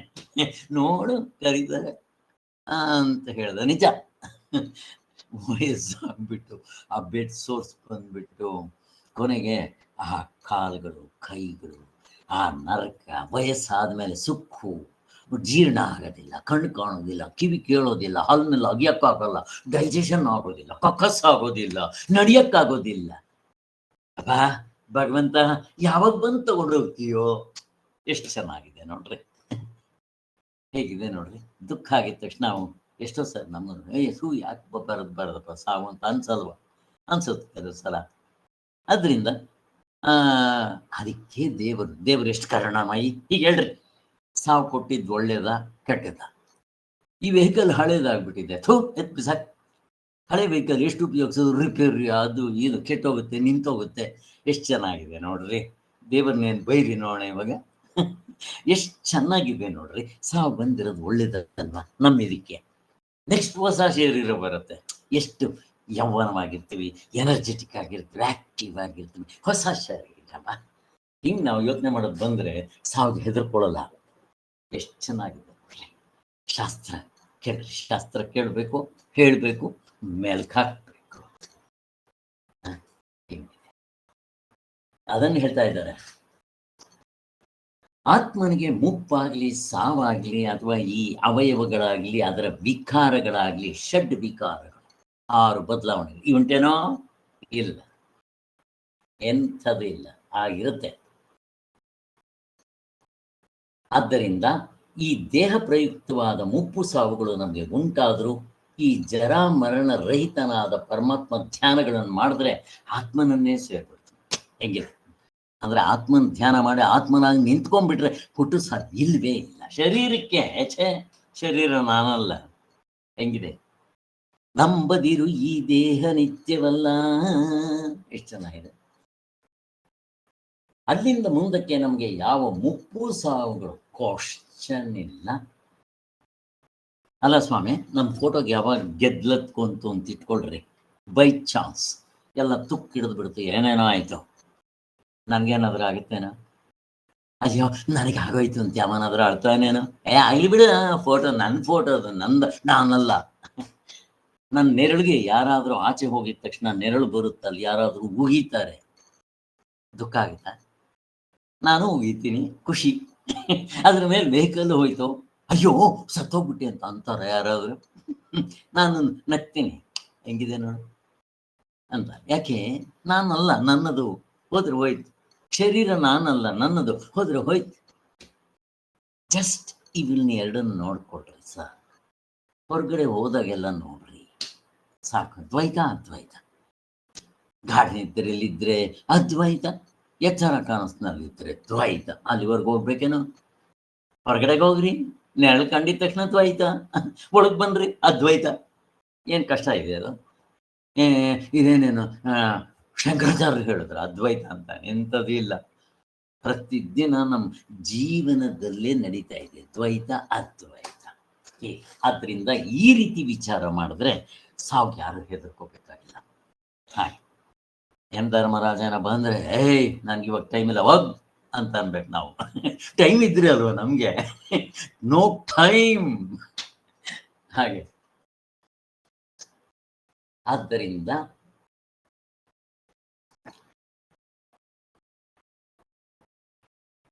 ಈ ಹುಸಿ ತೋರಿಕೆಯಾದ ದೇಹ ಬಂದ್ರೆ ಹೋದ್ರೆ, ಮುಪ್ಪು ಬಂತು ಹುಟ್ಟದೆ ಹಿಂಗ ಅಂತೀವೇನೋ ಅನ್ಬಾರ್ದು. ಹಾಗೆ ಸೊ ಈ ದೃಷ್ಟಿಯನ್ನು ಅವಲಂಬಿಸುವುದು ಯಾರಿಗೆ ಕಷ್ಟವಾಗಿರುತ್ತೋ ಅವರು ಈ ಅಭಿಪ್ರಾಯವನ್ನು ನಂಬ್ಕೊಂಡ್ರೂ ಸಾಕು. ಅಪ್ಪ ಸಿದ್ಧ, ನಿಮ್ಗಿದ ಅನುಭವ ಮುಕ್ತರಾಗದೇ ಇದ್ರೆ ಬೇಡಪ್ಪ, ಭಾವನೆ ಮಾಡ್ರಿ. ನಾ ಭಾವನೆ ಮಾಡಕ್ಕೆ ಹೇಳ್ತಾ ಇದ್ದೇನೆ. ಎಚ್ಚರ, ಕನಸು, ನಿದ್ದೆ ಪ್ರತಿದಿನ ನಿಮ್ಮ ಅನುಭವದಲ್ಲಿ ನೋಡ್ಕೊಡ್ರಿ, ಮುಗ್ದೋಯ್ತು. ನಾನೇನಂತೀನಿ, ಇದನ್ನ ಪರೋಕ್ಷ ಜ್ಞಾನ ಅಂತೀನಿ. ಯಾವುದು? ಎಚ್ಚರ, ಕನಸು, ನಿದ್ದೆ ಅನುಭವವನ್ನ ಪರೋಕ್ಷ ಜ್ಞಾನ ಅಂತ. ಮತ್ತೆ ಅಪರೋಕ್ಷ ಜ್ಞಾನ ಯಾವಾಗ ಆಗುತ್ತೆ? ಬ್ರಹ್ಮಜ್ಞಾನಿಗೆ. ಯಾಕೆ ಇಲ್ಲಿ ಪರೋಕ್ಷ ಜ್ಞಾನ ಅಂತ ಯಾಕೆ ಕರೆದೆ ಅಂತಂದ್ರೆ, ಬ್ರಹ್ಮಜ್ಞಾನಿಗೆ ಹೋಲಿಸಿ ನಾನು ಪರೋಕ್ಷ ಜ್ಞಾನ ಅಂತ ಕರಿತಾ ಇದ್ದೀನಿ. ಇದು ಅನುಭವವೇ, ಬಟ್ ಥಿಯರಿಟಿಕಲ್ ನಾಲೆಡ್ಜ್. ಇದಕ್ಕೆ ಜ್ಞಾನ ಅನ್ಬೇಕು. ಹಾಗಾದ್ರೆ ಅವನು ತತ್ವದಲ್ಲಿ ನಿಂತನಲ್ಲ, ಅದನ್ನೇನಂತಾನೆ ವಿಜ್ಞಾನ ಅಂತೀನಿ. ನನಗೆ ವಿಜ್ಞಾನ ಆಗಿಲ್ಲ, ಜ್ಞಾನ ಆಗಿದೆ. ಬರೀ ಪುಸ್ತಕದ ನಾಲೆಡ್ಜ್ ಬದನೆಕಾಯಿ ಅಲ್ಲ, ಆ ಅನುಭವದಿಂದಲೂ ನೋಡ್ಕೊಳ್ಳೋದು. ಅದಕ್ಕೆ ನಾನು ಪರೋಕ್ಷ ಜ್ಞಾನ ಅಂತ ಕರಿತೀನಿ. ಹಾಗೆ ಘಡನಿದ್ರೆ ಅನುಭವ ಏನು ಕಡಿಮೆ ಇಲ್ಲ. ಎಚ್ಚರ, ಕನಸು, ನಿದ್ದೆ ನಾವು ನೋಡ್ಕೊಂಡ್ಬಿಟ್ರೆ ಸಾವು ನಿಜವಾಗ್ಲೂ ಹೆದರ್ಕೋಬೇಕಾಗಿದೆ. ಈಗಲೇ ಎಷ್ಟು ಚೆನ್ನಾಗಿದೆ ನೋಡ್ರಿ.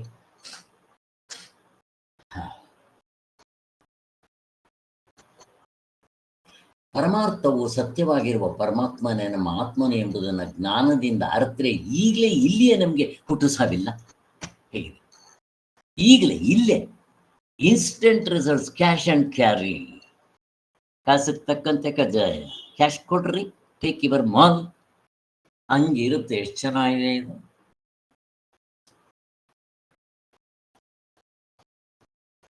ಇದು ದೃಷ್ಟಫಲವಾದ್ದರಿಂದ ಇದರ ವಿಷಯಕ್ಕೆ ಯಾವ ಶಂಕೆಯೂ ಬರುವಂತೆ ಇರುವುದಿಲ್ಲ. ಆದರೆ ಉಪಾಸನೆಯಿಂದ ಆಗುವ ಪರಲೋಕದ ಫಲಕ್ಕೆ ಶಾಸ್ತ್ರವಾಕ್ಯದಲ್ಲಿ ಶ್ರದ್ಧೆ ಇರಬೇಕು.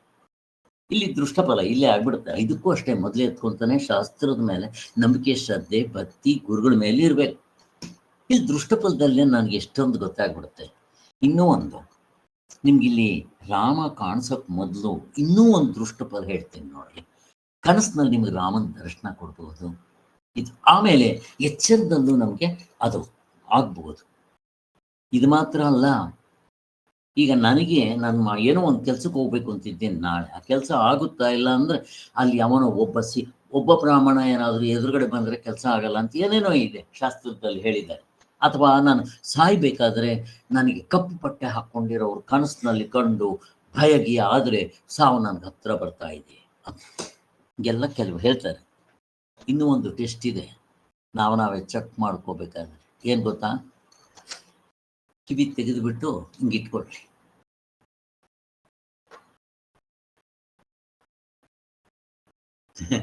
ನಾನಿವೇನೋ ತೆಗೆದು ಮಾತಾಡಿದ್ರೆ ನಮ್ಗೆ ಇವಾಗಲೇ ಕೇಳಿಸಲ್ಲ ಆಮೇಲೆ.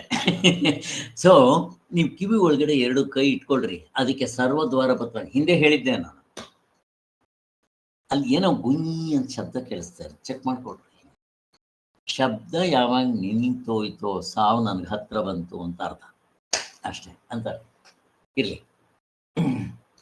ಹೀಗೆ ನಾವು ಕೆಲವನ್ನ ಪರೀಕ್ಷೆಗಳ ಥರ ಹೇಳ್ತಾರೆ ಶಾಸ್ತ್ರದಲ್ಲಿ ಏನಾದರೆ.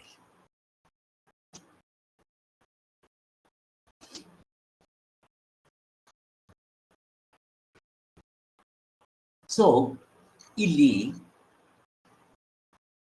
ಸ್ವೇಚ್ಛಾ ಪ್ರವೃತ್ತಿಯನ್ನ ಬಿಟ್ಟು ಮೆತ್ತಿಗೆ ಅವರು ಆ ತರ ಶಾಸ್ತ್ರನ ನಂಬಬಾರ್ದ ಸರ್? ಹಾಗಾದ್ರೆ ಯಾವ ತರ ಶಾಸ್ತ್ರ? ಈಗ ಒಂಟಿ ಬ್ರಾಹ್ಮಣ ಬಂದ್ರೆ ಆಗಲ್ಲ ಕೆಲ್ಸ, ಆಮೇಲೆ ಸಾಯ್ಬೇಕಾದ್ರೆ ಒಂಥರ ಈ ತರದ್ದು ಯಮದೂತರು ಬರೋದು ಮೊದ್ಲೇ ಗೊತ್ತಾಗುತ್ತೆ. ನಂಬೇಕು, ಶಾಸ್ತ್ರ ಹೇಳ್ತಾ ಇದೆ, ನಂಬೇಕು. ಯಾವ ಶಾಸ್ತ್ರ ಈಗಲೇ ಇಲ್ಲೇ ನನಗೆ ಅನುಭವದಲ್ಲಿ ನಿಲ್ಲೋ ಶಾಸ್ತ್ರ ಹೇಳ್ತಾ ಇದೆಯೋ ಅಂದ್ರೆ ಜ್ಞಾನಕಾಂಡ ಅದೇ ಪುಸ್ತಕದಲ್ಲಿ ಇವುಗಳನ್ನ ಹೇಳೋದ್ರಿಂದ ಅದಕ್ಕೆ ಶಾಸ್ತ್ರದ ಮೇಲೆ ನಂಬಿಕೆ, ಶ್ರದ್ಧೆ ನಂಬೇಕಾಗುತ್ತೆ, ಗ್ಯಾರಂಟಿ.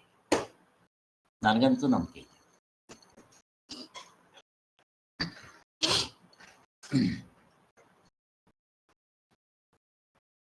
ಅಲ್ಲ, ಈಗ ನಾವು ಈ ವಿಚಾರಗಳು ಮಾಡಿದ್ಮೇಲೆ ನನಗೆ ಪ್ರಪಂಚದಲ್ಲಿ ಕೆಲಸ ಆಗಲಿ ಬಿಡ್ರಿ, ಕಳ್ಕೊಳ್ಳೋದೇನಿದೆ? ಕನಸಿನ ಥರ ಏನೇನು ನಿಜ ಅಲ್ಲದೆ ಇದ್ಮೇಲೆ ಅದಾದ್ರೂ ಒಂದೇ ಬಿಡ್ರಿ ಸ್ವಾಮಿ, ಅಲ್ಲಿವರೆಗೆ ಯಾಕೆ ಹೋಗ್ತೀರ? ಈ ವಿಚಾರಗಳನ್ನ ಇಲ್ಲೇ ಚಿಂತನೆ ಮಾಡಿದ್ರೆ ನನಗೆ ಅಕಸ್ಮಾತ್ ಇಲ್ಲಿ ನಾನೇನೋ ಮಾಡ್ತಾ ಇದ್ದೀನಿ, ಅದು ಆಗಲ್ಲ, ಆಗದೆ ಇದ್ರೆ ಬೇಡ. ಕನಸಿನಲ್ಲಿ ಏನೋ ಮಾಡ್ತೀನಿ ಆಗದೆ ಇರ್ಬೋದು, ಎದ್ಮೇಲೆ ಅದೇ ಸುಳ್ಳು ಅಂತ ಗೊತ್ತಾಗುತ್ತೆ. ಹಂಗೆ ನಾನು ಎಚ್ಚರದಲ್ಲೂ ನೋಡೋಕೆ ಬಂದರೆ ನನಗೇನು ಕಷ್ಟ ಇದೆ, ಏನು ಕಷ್ಟ ಇದೆ. ಯಾವಾಗ ನಿಮ್ಗೆ ಈ ಶರೀರದ ಮೇಲೆ ಮೋಹ ಕಡಿಮೆ ಆಗುತ್ತೋ, ಈ ನಾನು ನನ್ನದ್ರ ಮೇಲೆ ಕೂಡ ಹೆಂಡತಿ ಮಕ್ಕಳು ಮನೆ ಮಠದ್ರ ಮೇಲೆ ಆನಂದನೇ ಬೇರೆ.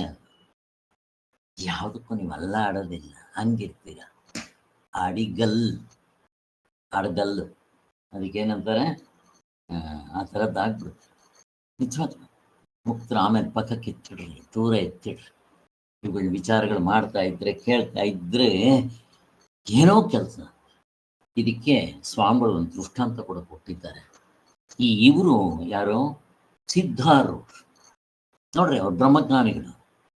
ಹುಲಿ ಅವ್ರ ಜೊತೆನಲ್ಲಿ ಬಂದು ಸುಮ್ಮನೆ ಕೂತ್ಕೊಂತ ಇತ್ತಂತೆ, ಕಾಡು ಹುಲಿ. ಆ ಫೋಟೋಗಳೆಲ್ಲ ತೆಗೆದಿದ್ದಾರೆ. ಅವರು ಮುಕ್ತರು ಅಂತ ಎಲ್ಲರೂ ಹೇಳ್ತಾ ಇದ್ರು ಆಗಿನ ಕಾಲಕ್ಕೆ. ಅವರು ಒಂದ್ಸಾರಿ ಕೂತಿದ್ದಾರೆ ಅಂತ ಪ್ರವಚನ ಮಾಡ್ತಾ ಇದ್ದಾರೆ. ಕೊನೆಗೆ ಬ್ರಹ್ಮಜ್ಞಾನಿಗಳು ಕೊನೆಗೆ ಅವ್ರು ಯಾರೋ ಒಬ್ಬರು ಬಂದಿದ್ದೆ, ಹಿಂಗೆ ಏನು ಸ್ವಾಮಿ ಆ ಕೆಲ್ಸಕ್ಕೆ ಹೋಗಿದ್ನಲ್ಲ ಆಗಲಿಲ್ಲ, ತಲೆ ಕೆಡ್ಸ್ಕೊಂಡೇ ಇವೇನು, ದೇವ್ರಿಚ್ಛೆ ಬಿಡ್ರಿ, ಏನ್ ಮಾಡಕ್ಕಾಯ್ತು, ನಾ ಪ್ರಯತ್ನ ಮಾಡೋದಲ್ಲ, ಬಿಟ್ಬಿಟ್ಟು. ಬ್ರಹ್ಮಜ್ಞಾನಿ ಹೆಂಗೆ ಅವ್ರಿಗೆ ಕೆಲಸ ಏನು ಇವಾಗ ಇನ್ನೇನಾಗ್ಬಿಡುತ್ತೆ ಹೇಳ್ರಿ. ಎಚ್ಚರದಲ್ಲಿ ಮ್ಯಾಕ್ಸಿಮಮ್ ಏನಾಗುತ್ತೆ, ಅವು ಬರೀ ಕನಸು ಅಂತ ನಾವು ನೋಡಕ್ ಬಂದ ಮೇಲೆ. ಆದ್ರೆ ಏನು ಬಿಟ್ರೆ ಈ ಶರೀರನೇ ಸತ್ಯ ಅಲ್ಲ. ಇದಕ್ಕಿಂತ ಇದ್ರ ಮೇಲೆ ಡಿಪೆಂಡ್ ಆಗಿರೋದು ಯಾವ್ದು ಸತ್ಯ? ನನ್ನದು, ನಾನು ನನ್ನದು, ಗೋವಿಂದ ತೆಗೆದು ಬಿಸಾಕ.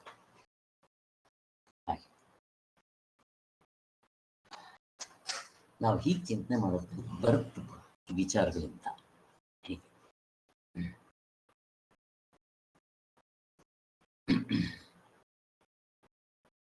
ಅಲ್ಲಿಗೆ ಪರಮಾತ್ಮನೇ ತನ್ನ ಆತ್ಮನೆಂಬ ಜ್ಞಾನಗಳಿಗೆ ಅಥವಾ ನಂಬಿಕೆ ಉಳ್ಳವರಿಗೆ ಮೇಲೆ ಹೇಳುವ ಫಲಗಳಲ್ಲದೆ ಮತ್ತೆ ಯಾವುದಾದರೂ ವ್ಯವಹಾರಿಕ ದೃಷ್ಟಫಲ ಆಯ್ತಲ್ಲ ಇದೆಲ್ಲ. ಆದ್ದರಿಂದ ಅಂತಹ ಜ್ಞಾನವು ಧ್ಯಾನವು ಆಯಾ ವ್ಯಕ್ತಿಯ ಸ್ವರೂಪವನ್ನೇ ಬದಲಾಯಿಸಿಬಿಡುತ್ತೆ. ಇರುವಷ್ಟಕ್ಕೆ ತೃಪ್ತಿ ಪಡದೆ ಇಲ್ಲದನ್ನ ಮನಸ್ಸಿಗೆ ಹತ್ತಿಸಿಕೊಂಡು ವ್ಯಥೆ ಪಡುವವರಿಗೆ. ಇನ್ನೊಂದು, ದೇವ್ರು ಏನ್ ಕೊಟ್ಟಿರ್ತಾನೋ ಅದ್ರಲ್ಲಿ ಖುಷಿಯಾಗಿರೋದು ಕಲಿಬೇಕು ಅಷ್ಟೇ.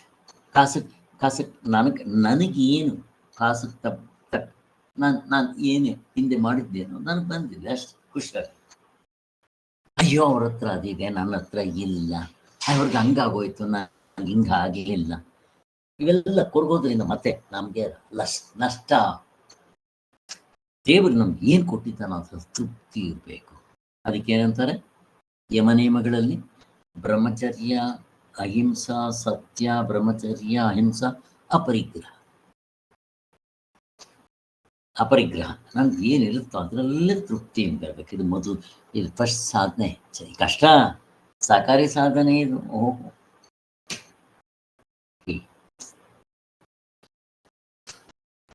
ನಾವೇನ್ ಮಾಡ್ತೀವಿ ಅಂದ್ರೆ ನಮ್ಗಿಂತ ಹೆಚ್ಚಿನವ್ರನ್ನ ನೋಡ್ಕೊಂಡು ಅಯ್ಯೋ ಅಂತ ಕೊರಗ್ತೀವಿ. ನಮ್ಗಿಂತ ಕೆಳಗಿರೋವ್ರನ್ನ ನೋಡ್ರಿ, ನಮ್ಗೆ ಇಷ್ಟೆಲ್ಲ ಇದ್ದು ನಾವು ಕಾಯ್ಕಾಯೋ ಅಂತ ಸಾಯ್ತೀವಲ್ಲ. ಎರಡು ಕೈ ಇಲ್ಲ, ಎರಡು ಕಾಲಿಲ್ಲ, ಅವನ ಕತೆ ಏನ್ ಹೇಳ್ತೀರಾ? ಲಾಲ್ಬಾಗ್ನಲ್ಲಿ ಮೊನ್ನೆ ಹೋಗ್ತಾ ಇದ್ವಿ, ನನ್ನ ಮಿಸಸ್ ವಾಕಿಂಗ್ ಹೋಗ್ತಾ ಇದ್ದಾಗ ಇಬ್ರು, ಒಬ್ರು ಹೆಂಗಸರು ಒಬ್ರು ಗಂಡಸರು, ಅದು ಲಾಲ್ಬಾಗ್ನಲ್ಲಿ ಆ ಸ್ಕೂಟರ್ ತರ ಇದೆ, ಚೇರ್ ಇದ್ದಂಗಿದೆ, ಅದಕ್ಕೆ ಸ್ಕೂಟರ್ ಇದೆ ಮುಂದೆಗಡೆ, ಸ್ಕೂಟರ್ ಅಟ್ಯಾಚ್ ಮಾಡಬಹುದು, ಇಲ್ದಿದ್ರೆ ವೀಲ್ ಚೇರ್. ಈ ಆಗದೆ ಇರೋವ್ರಿಗೆ ಅವರು ಅದ್ರಲ್ಲಿ ಬರ್ತಾ ಇದ್ದಾರೆ. ನಾನು ಸ್ಕೂಟರ್ ತರ ಬಿಟ್ಕೊಂಡ್ ಬರ್ತಾ ಇದ್ದೇನೆ. ಮೇಲ್ಗಡೆ ಏನಿಲ್ಲ, ಅದು ವೀಲ್ ಚೇರೇ. ಮನೇಲಿ ವೀಲ್ ಚೇರ್ ಇರುತ್ತಲ್ಲ, ಹೆಂಗಿದೆಯೋ ಹಂಗೆ ಇದೆ. ಅದು ಬೇಕಾದ್ರೆ ವೀಲ್ ಚೇರ್ ಮಾಡ್ಕೋಬಹುದು, ಇಲ್ಲ ಅಂದ್ರೆ ಅದನ್ನ ಆ ಸ್ಕೂಟರ್ದು ಇಂಜಿನ್ ಅಟ್ಯಾಚ್ ಮಾಡ್ಕೊಂಡ್ಬಿಟ್ರೆ ಸ್ಕೂಟರ್ ಆಗೋಯ್ತು, ವೀಲ್ ಚೇರ್ ಕಮ್ ಸ್ಕೂಟರ್. ಈಗ ನಾನು ಮನೆಗೆ ನಾನೇನ್ ನೋಡಿದೆ, ಅದು ಹೋಗ್ತಾ ಇತ್ತಲ್ಲ, ಅವ್ರ ಕಾಲ್ಗಳೆಲ್ಲ ಚೆನ್ನಾಗೇ ಇತ್ತು. ನಾನು ಲಾಲ್ಬಾಗ್ನಲ್ಲಿ ಸುತ್ತೋದಿಕ್ಕೋಸ್ಕರ ಇದೇನೋ ಬಾಡಿಗೆ ಕೊಡ್ತಾರೇನೋ ಅಂತ ಕೇಳಿದ್ದೆ. ಸರ್ ಇದು ಎಲ್ಲಿ ಸಿಗುತ್ತೆ ಬಾಡಿಗೆ? ಸರ್ ಇದು ಬಾಡಿಗೆಗಲ್ಲ, ನಮ್ಗೆ ನಾವು ಏನಂತಂದ್ರೆ ಅವರು ಏನಂತಾರೆ ಅದು ಇಂಗ್ಲಿಷ್ನಲ್ಲಿ, ಕಾಲ್ಗಳಿಲ್ಲ ಅವ್ರ ಪಾಪ, ಏನಂತಾರೆ ಅವ್ರಿಗೆ ಇಂಗ್ಲಿಷ್ನಲ್ಲಿ, ಹ್ಯಾಂಡಿಕ್ಯಾಪ್ಡ್ ಸರ್. ಹ್ಯಾಂಡಿಕ್ಯಾಪ್ಡ್ ಅಂತಾರೆ ಪಾಪ, ಇಬ್ರು ಹ್ಯಾಂಡಿಕ್ಯಾಪ್. ಏನ್ ಖುಷಿಯಾಗಿದ್ದಾರೆ ಸ್ವಾಮಿ. ಆ ಹೆಣ್ಣು ಹುಡುಗಿ ಇನ್ನು ಮದುವೆ ಆಗಿಲ್ವಂತೆ, ಇಬ್ಬರನ್ನು ಮಾತಾಡಿದೆ, ಒಬ್ರ ಮುಂದೆ ಒಬ್ರು ಹಿಂದೆ ಹೋಗ್ತಾ ಇದ್ದಾರೆ, ಇಬ್ರದು ಅದೇ ತರನೇ. ಒಬ್ಬನಿಗೆ ಏನೋ ಆಕ್ಸಿಡೆಂಟ್ ಆಗ್ಬಿಟ್ಟು 2 ಕಾಲು ಹೋಗ್ಬಿಟ್ಟಿದೆ, ಏನ್ ಇಲ್ವೇ ಇಲ್ಲ, ಡೆಡ್. ಏನ್ ಕೈ ಚೆನ್ನಾಗಿದೆ, ಅವನ್ ನೋಡ್ರಿ ಸ್ವಿಮ್ಮಿಂಗ್ ನಲ್ಲಿ ಚಾಂಪಿಯನ್ನು. ಆಮೇಲೆ ಆ ಬಾಣ ಹೊಡಿತಾರಲ್ಲ ಅದ್ರಲ್ಲಿ ಚಾಂಪಿಯನ್ ಅಂತ. ಅವನೇನೋ ಇಂಟರ್ನ್ಯಾಷನಲ್ ಅಥವಾ ಸ್ಟೇಟ್ ಲೆವೆಲ್ ಏನೋ ಪ್ರಾಕ್ಟೀಸ್ ಮಾಡ್ತಾ ಇದ್ದೀನಿ ಅಂತ ಅವನು. ಅವಳು ಕನ್ನಡ ಮಾತಾಡ್ತಾಳೆ, ಅವಳದು ಪಾಪ ಹುಟ್ಟಿದಾಗ್ಲಿಂದ ಏನೋ ಇಲ್ಲ ಹಂಗೇನೋ ಹೇಳಿದ್ರು. ಎಷ್ಟು ಖುಷಿಯಾಗಿದ್ದಾರೆ. ಅವ್ರು ಹೇಳಿದ್ರು, ಸರ್ ನಾನೆಲ್ಲ ಮಾತಾಡಿದ್ ನೋಡಿ ನಂದು ಚೀಟಿ ಕೊಟ್ಟರು ಡಾಕ್ಟ್ರಪ್ಪ ಹಂಗೆ ಅಂತ ಅಂದಾಗ, ಅದಕ್ಕೆ ಹೇಳಿದ ತಕ್ಷಣ ಅವ್ರಿಗೆ ಖುಷಿಯಾಗಿದೆ. ಸರ್ ನಾವು ಮದುವೆ ಮಾಡ್ಕೊತ ಇದ್ವಿ ಸರ್, ಇನ್ನ ಸ್ವಲ್ಪ ಕೆಲವು ವರ್ಷದಲ್ಲಿ, ಬೆಸ್ಟ್ ಆಫ್ ಲಕ್ ಹಾಗೆ ಅಂತ ಹೇಳಿದೆ. ಏನ್ ಖುಷಿಯಾಗಿದ್ದಾರ್ರಿ, ಕಾಲಿಲ್ಲ ಹುಟ್ಟಿದಾಗ್ಲಿಂದ. ಈಗ ಮನೆಯಲ್ಲೆಲ್ಲ ಅವರಿಬ್ಬರೇ, ಈಗ ಮನೆಗೆ ಹೋಗಿದ ತಕ್ಷಣ ಗ್ಯಾರೇಜ್ನೆಲ್ಲ ಸ್ಕೂಟರ್ ಬಿಟ್ಬಿಟ್ಟು ಅದನ್ನ ಡಿಸ್ಕನೆಕ್ಟ್ ಮಾಡಿಬಿಡ್ತಾರೆ, ಆ ವೀಲ್ ಚೇರ್ ಮನೆ ಒಳಗಡೆ ಹೋಗುತ್ತೆ. ಇವರಿಬ್ಬರೇ ಸಂಸಾರ ಮಾಡ್ತಾ ಇದ್ದಾರೆ, ಇಬ್ಬರಿಗೂ ಕಾಲಿಲ್ಲ. ಸ್ವಾಮಿ ಅವ್ರು ನೋಡಿದ್ರೆ, ಹೇ ಭಗವಂತ, ನನಗೆ ಈ ಕೈಕಾಲು ಇಷ್ಟು ಚೆನ್ನಾಗಿ ಕೊಟ್ಟಿದ್ಯಲ್ಲ, ನಾನು ಸಾಯ್ತೀನಲ್ಲ, ಅವ್ರಿಗಿಂತ ನಾನು ಎಷ್ಟು ಗ್ರೇಟ್, ಭಗವಂತನಿಗೆ ಎಷ್ಟು ಥ್ಯಾಂಕ್ಸ್ ಹೇಳಬೇಕು. ಹಂಗೆ ನೋಡೋದು ಬಿಟ್ಟಿದ್ದೆ, ಮೇಲ್ಗಡೆ ನೋಡೇನ ಅಯ್ಯ ಅಂತ ಕೊರಗ್ತಾ ಇದ್ರಿ, ಏನು ಪಡ್ಕೊಂಡು ಸಾಯ್ಬೇಕ. ಅವ್ರಿಗೆ ಹೇಳಿದೆ, ನನ್ನ ನಂಬರ್ಗೆ ಒಂದ್ಸಾರಿ ಫೋನ್ ಮಾಡ್ರಿ, ಇನ್ನು ಕೆಲವರು ಲಿಂಕ್ ಕಳಿಸ್ತೀನಿ ನಿಮಗೆ. ಅದರಲ್ಲಿ ಒಬ್ಬನಿಗೆ 2 ಕೈಗಳಿಲ್ಲ, ಕಾಲುಗಳಿಲ್ಲ, ಅಟ್ಲೀಸ್ಟ್ ಇವನಿಗೆ ಅದು ಇದೆ, ಅವನ ಕೈಯೇ ಇಲ್ಲ, ಇಷ್ಟವರೆಗೂ ಇಲ್ಲ, ಇಲ್ಲೂ ಕೈ ಇಲ್ಲ, ಕಾಲು ಪೂರ್ತಿ ಇಲ್ವೇ ಇಲ್ಲ. ಅವನಿಗಿರೋದು ತಲೆ, ನೆಕ್ಕು, ಎದೆ ಮತ್ತೆ ಹೊಟ್ಟೆ, ಇಷ್ಟೇ. ಅವನು ಏನಪ್ಪ ಆ ನೀರಿನಲ್ಲಿ ಮೇಲ್ಗಡೆಯಿಂದ ಜಂಪ್ ಮಾಡ್ತಾನೆ, ಕೊನೆಗೆ ಅವನು ಸ್ವಿಮ್ ಮಾಡ್ತಾನೆ. ಇವರು ಸ್ವಿಮ್ ಮಾಡ್ತಾರಂತೆ, ಸ್ವಿಮ್ನಲ್ಲೂ ಕೂಡ ಏನೋ ಚಾಂಪಿಯನ್ ಅಂತ. ಹೆಂಗಿದೆ ನೋಡ್ರಿ, ನಮ್ಗೆಲ್ಲ ಇದ್ದು ಸಾಯ್ತೀವಲ್ಲ, ಇನ್ನು ಹಿಂಗೆ ಯಾಕೆ ನೋಡ್ಬಾರ್ದು ನಾವು ಮಾಡೋದಾದ್ರೆ ತಪ್ಪು. ಆದ್ದರಿಂದ ದೇವರು ನಮ್ಗೆ ಏನ್ ಕೊಟ್ಟಿದ್ದಾನೋ ಅದ್ರ ತೃಪ್ತಿಯಿಂದ ಇದ್ರೆ ಅದೇ ಸ್ವರ್ಗ. ನೋಡ್ರಿ, ಹುಟ್ಟು ನಮ್ಮ ಕೈನಲ್ಲಿಲ್ಲ, ಸಾವು ನಮ್ಮ ಕೈನಲ್ಲಿ. ಎಷ್ಟೋ ಸಾರಿ ಹೇಳಿ, ಹುಟ್ಟು ನನ್ನ ಕೈನಲ್ಲಿ ಇದೆಯಾ, ನಾನು ಬೇಕಾದಂಗೆ ಹುಡ್ತೀನ? ಇಲ್ಲ. ಸಾಯೋದು ನನ್ನ ಕೈನಲ್ಲಿ ಇಲ್ಲ. ಎಲ್ಲರೂ ಇದಾಗ್ಬಿಡ್ತಾರ, ಪಿತಾಮಹ ಆಗ್ಬಿಡ್ತಾರೇನೋ, ಅಥವಾ ಇಚ್ಛಾಮರಣಿ ಗುಂಜಪ್ಪ ಆಗ್ಬಿಡ್ತಾರೇನೋ ಎಲ್ರು? ಇಲ್ಲ, ಹುಟ್ಟಿಲ್ಲ, ಸಾವಿಲ್ಲ, ಮಧ್ಯದಲ್ಲಿ 3 ದಿವಸ ನನ್ನ ಹಾಗೆ ಅಂತ ಯಾಕೆ? ನೀವೇನಾದ್ರೂ ನನ್ನಾಗೆ ಅಂತ ಅಂದ್ಕೊಂಡ್ರೆ ನರಕ ಅನುಭವಿಸ್ತೀರ. ಬಿಟ್ಬಿಡ್ರಿ ಅದ್ರಾಗೆ. ಇವೆರಡು ನನ್ನ ಕೈನಲ್ಲಿ ಇದ್ಮೇಲೆ ಮಧ್ಯದ 3 ದಿವಸ ನನ್ನಂಗೆ ಅಂತ ನಿಮ್ಗೆ ಯಾಕೆ? ಅದಕ್ಕೆ ನಾನು ಎಷ್ಟೊಂದು ಹಾಡುಗಳು ಹೇಳಿರ್ತೇನೆ, ಬಿಟ್ಬಿಡ್ರಿ ಇವಾಗ ಬೇಡ. ಅದನ್ನ ಹೇಳ್ತಾ ಇದ್ದಾರೆ ಇಲ್ಲಿ. ಇನ್ನೂ ಒಂದು ಹೇಳ್ತಾರೆ, ತುಂಬಾ ಚೆನ್ನಾಗಿದೆ. ಇಲ್ಲಿ ಇನ್ನೊಂದು ಹೇಳ್ತಾರೆ ನೋಡ್ರಿ, ತುಂಬಾ ಚೆನ್ನಾಗಿದೆ, ಇಂಟ್ರೆಸ್ಟ್ ಆಗಿದೆ ಇದು. ಆದ್ದರಿಂದ ತೃಪ್ತ ಪಡದೆ ಇಲ್ಲದನ್ನ ಮನಸ್ಸು ಹತ್ತಿಸ್ಕೊಂಡು ವ್ಯರ್ಥ ಪಡೋರೆ ಜಾಸ್ತಿ ಅಲ್ಲ. ಆದ್ದರಿಂದ ಮನಸ್ಸಿನಲ್ಲಿ ಉತ್ಸಾಹವಿರುವುದೆಂಬುದು ಒಂದು ಆರೋಗ್ಯ. ಇದನ್ನ BM ಹೆಗ್ಗಡೆ ಯಾವಾಗ್ಲೂ ಹೇಳ್ತಾರೆ ನೋಡ್ರಿ, ಇದು ಚೆನ್ನಾಗಿ ನಮ್ಮ ಜೀವನದಲ್ಲಿ ಅಳವಡಿಸ್ಕೋಬೇಕು. ಈ ಉತ್ಸಾಹ ಅಂತಿದೆಯಲ್ಲ, ಎಂಥೂಸಿಯಾಸ್ಟಿಕ್, ಇದನ್ನ ಉತ್ಸಾಹ ಅಂತಾರೆ. ಅದು ಒಂದು ಆರೋಗ್ಯ ಯಾರಿಗಾಗಿರುತ್ತೋ ಗ್ರೇಟ್, ಈಸ್ ಆರೋಗ್ಯ. ನೀವಿನ್ನೇನು ECG ಮಾಡ್ಸಕ್ ಹೋಗ್ಬಿಟ್ರೆ. ಇನ್ನೊಂದೇನು, ಚಿಂತೆಯೇ ಮುಪ್ಪು, ಚಿಂತ್ಯಾಕೆ ಮಾಡುತ್ತಿದ್ದೆ ಚಿನ್ಮಯನಿದ್ದಾನೆ, ನಿನ್ನ ಚಿಂತೆಯ ಬಿಡಿಸೋ ಗೌರಿ ಆತ್ಮನಿದ್ದಾನೆ. ಎಷ್ಟು ಚೆನ್ನಾಗಿದೆ ನೋಡಿ, ಚಿಂತ್ಯಾಕೆ ಮಾಡ್ತೀಯ, ಅವನಿದ್ದಾನೆ. ಎಷ್ಟು ಚೆನ್ನಾಗಿದೆ ನೋಡಿ. ಸಂತೋಷವೇ ಯೌವನ. ಯಾರು ಸಂತೋಷವಾಗಿರ್ತಾರೋ ಅವ್ರು ಯಾವಾಗ್ಲೂ ಯೌವನವಾಗಿರ್ತಾರೆ. ಇನ್ನೊಂದು ಸೀಕ್ರೆಟ್, ನಿಮ್ಮ ಯೌವನ ಇರಬೇಕು ಅಂತಂದ್ರೆ ಯಾವಾಗ್ಲೂ ನಗ್ತಾ ಇರಬೇಕು, ನಗಬೇಕು, ನಗಿಸಬೇಕು. ಎಷ್ಟು ಸರಿ ಹೇಳಿದೆ. ಆದ್ರಿಂದ ನಗ್ತಾ ಇರ್ಬೇಕು, ನಗಿಸ್ತಾ ಇರ್ಬೇಕು. ಆಕಾಶದ ಮೇಲೆ ಬಿದ್ದೋಗುತ್ತಂದ್ರೆ ಹೆಚ್ಚಾಯ ಬಿದ್ದರೆ ಬೀಳ್ಲಿ ಬಿಡ, ನಗ್ತಾ ಇರೋಣ, ಅಲ್ಲಿವರೆಗೂ ನಗ್ಬೋದಲ್ಲ. ಹಂಗ ತಗೊಳ್ಳೋದು ಬರ್ಬೇಕಪ್ಪ. ಅದು ಇಲ್ಲಿ ನಾನು ಹೇಳೋದಲ್ಲ, ಒಬ್ರು ಇಂಗ್ಲಿಷ್ ಡಾಕ್ಟರ್ BM ಹೆಗ್ಡೆ ಆರೋಗ್ಯನ ಡಿಫೈನ್ ಮಾಡ್ತಾರೆ. ನಮ್ದ್ರಲ್ಲಿ ಆರೋಗ್ಯ ಏನ್ ಡಿಫೈನ್ ಮಾಡ್ತಾರೆ ಗೊತ್ತಾ ನಿಮ್ಗೆ? ಸೈಂಟಿಸ್ಟ್ಗಳು ಎಷ್ಟೋ ಸಾರಿ ಹೇಳಿದ್ದಾರೆ ಇದಕ್ಕೆ ಸಂಬಂಧಪಟ್ಟಿರೋದು. ಏನದು? Health is defined as a state of health, physical health, mental health, and social well-being, and last but not least, spirituality. ಇಷ್ಟು 4 ಹೇಳ್ತಾರೆ. ಡಿಫೈನ್ ಫಾರ್ ಹೆಲ್ತ್, ಫಿಸಿಕಲ್ ಆಗಿ ಹೆಲ್ತಿ ಆಗಿರ್ಬೇಕಂತೆ, ಮೆಂಟಲ್ ಆಗು ಹೆಲ್ತ್ ಇರ್ಬೇಕಂತೆ, ಸೋಷಿಯಲ್ ವೆಲ್ ಬೀಯಿಂಗ್ ಇರ್ಬೇಕಂತ. ಹಾಗಂದ್ರೆ ಏನು ಅಂದ್ರೆ ಅವನಿಗೆ physical health ಇದೆ, mental health ಇದೆ, ಜೈಲಿನಲ್ಲಿ ಇದ್ದಾನೆ, ಸೋಷಿಯಲ್ ವೆಲ್ ಬೀಯಿಂಗ್ ಇಲ್ಲ, ಅವನಿಗೂ ದುಃಖ. ಈಗ ಅದೂ ಇದೆ. ನೆಕ್ಸ್ಟ್ ಏನು? Spiritual well being. ಅಬ್ಬ, ಸೈಂಟಿಸ್ಟ್ಗಳ ಮಧ್ಯದಲ್ಲಿ ಸ್ಪಿರಿಚುವಲ್ ಸೇರಿಸ್ತಾರೆ ಅಂದ್ರೆ ಹೇಗ್ ಬಂದ್ರು ನೋಡ್ರಿ, ಎಲ್ಲಿಗೆ ಬಂದ್ರು. ಅದಕ್ಕೆ ಆಧ್ಯಾತ್ಮ ನೀವು ಹಿಡ್ಕೊಂಡ್ರೆ ನೀವು ಗೆದ್ರಿ. ಅದನ್ನು ಹೇಳೋದು. ಅದಕ್ಕೆ ರಾಮಕೃಷ್ಣ ಪರಮಹಂಸ ಹೇಳೋದು, ಪರಮಾತ್ಮನ ಹುಚ್ಚಿಡಿಬೇಕು. ನೀವು ಗಿರ್ ಅಂತ ತಿರುಗ್ತೀರ, ರಪ್ ಅಂತ ಬೀಳ್ತಾರೆ, ಕಂಬ ಇಟ್ಕೊಂಡು ತಿರುಗಿ ಬೀಳಲ್ಲ. ಎಷ್ಟು ಚೆನ್ನಾಗಿದೆ. ನೀವೇನೇ ಮಾಡ್ರಿ ಪ್ರಪಂಚದಲ್ಲಿ ಸೊನ್ನೆ. ಏನ್ ಊಟದೆ ಸೊನ್ನೆ, ಏನ್ ಎಜುಕೇಶನ್, ಡಾಕ್ಟರ್ ಇಂಜಿನಿಯರ್ ಆದ ಬಟ್ಟೆಲ್ಲ ಹಾಕು ಸೊನ್ನೆ, ಮದುವೆ ಮಾಡ್ಕೊಂಡೆ, ದುಡ್ಡು ಸಂಪಾದನೆ ಮಾಡಿದೆ, ಸೊನ್ನೆ ಸೊನ್ನೆ ಸೊನ್ನೆ. ಮತ್ತೆ ಅದಕ್ಕೆ ಬೆಲೆ ಯಾವಾಗ? ಹಿಂದೆ ಒಂದು ಹಾಕು, ಆವಾಗ ಬೆಲೆ. ಇಲ್ದಿದ್ರೆ ಎಲ್ಲ ಬರೀ ಸೊನ್ನೆ. ಒಂದು ಅನ್ನೋದು ಯಾವುದು? ಪರಮಾತ್ಮ. ಎಷ್ಟು ಚೆನ್ನಾಗಿದೆ ನೋಡ್ರಿ ಇದು. ಅಲ್ಲಿಗೆ ಆ BM ಹೆಗ್ಡೆ ಹೇಳ್ತಾರೆ, ನಮ್ಮ medical define of the health is this. World health organization define ಮಾಡಿರೋದು. ಆ BM ಹೆಗ್ಡೆ ಹೇಳ್ತಾನೆ, ಆಯುರ್ವೇದದ ಪ್ರಕಾರ what is health is defined. ಅವನು ಹೇಳ್ತಾನೆ, ಒಂದು ಎಂಥ್ಯೂಸಿಯಾಸ್ಟಿಕ್ ಟು ವರ್ಕ್. ಹಾಗಂದ್ರೆ ಏನು? ನೀವು ಚೆಕ್ ಮಾಡ್ಕೋಬಹುದು. ಬೆಳಿಗ್ಗೆ ಎದ್ದಿದ ತಕ್ಷಣ I am quite all right, ನಾವು I can do whatever I want. ಈ ಕೆಲಸ ಮಾಡ್ಬೇಕು, ಆ ಕೆಲಸ ಮಾಡ್ಬೇಕು, ಅದನ್ನು ಓದೋಣ, ಇದನ್ನು ಓದೋಣ. ಈ ಒಂದು ಏನಿರಬೇಕು? ಎಂಥೂಸಿಯಾಸ್ಟಿಕ್. ಈ ಒಂದು ಏನಂತಾರೆ? ಉತ್ಸಾಹ ಇರಬೇಕು ಎದ್ದಿದ ತಕ್ಷಣ. ಇದು ನೆಕ್ಸ್ಟ್ ಏನು? ಕಂಪ್ಯಾಷನೇಟ್. ಯಾರಿಗೇನು ಮಾಡಲಿ, ಮೋಸ ಅಲ್ಲ, ಅಟ್ಲೀಸ್ಟ್ ನನ್ನ ಕೈನಲ್ಲಿ ಯಾರಿಗೇನು ಒಳ್ಳೇದು ಮಾಡಲಿ ಇದಿರ್ಬೇಕಂತ. ಇವೆರಡು ಇತ್ತು ಅಂತಂದ್ರೆ you are hale and healthy. Check ಮಾಡ್ಕೊಡ್ರಿ ಬೆಳಗ್ಗೆ. ಫಸ್ಟ್ ಆಫ್ ಆಲ್ ಎದ್ದಿದ ತಕ್ಷಣ ನನಗೆ ಇವತ್ತು ಕೆಲಸ ಇದ್ದಿದೆ, ಫಸ್ಟ್ ಕ್ಲಾಸ್ ಮಾಡ್ತೀನಿ, ಅವನು ಸತ್ವಗುಣಿ ಆಗಿರ್ಬೇಕು. ಹೇಗಿದೆ? ಸತ್ವಗುಣಿ. ಎರಡನೇದು, ಯಾರಿಗಪ್ಪ ನನ್ನಿಂದ ಸಹಾಯ ಮಾಡಲಿ ಅಂತಿರ್ಬೇಕು ಅಂದ್ರೆ ಅವ್ನು ಅದು ಸತ್ವಗುಣಿ ಗುಣನೇ.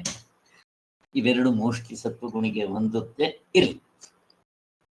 ಇವರು ನೋಡ್ರಿ, ಮುಸ್ಲಿಮ್ಸ್ನಲ್ಲಿ ಅವನು ಯಾರೋ ಹೆಸರು ಬರ್ತಾರಲ್ಲ, ಅವ್ರು ಯಾರಪ್ಪ ಅವರು? ನನ್ನ ಹೆಸರುಗಳು ಬರ.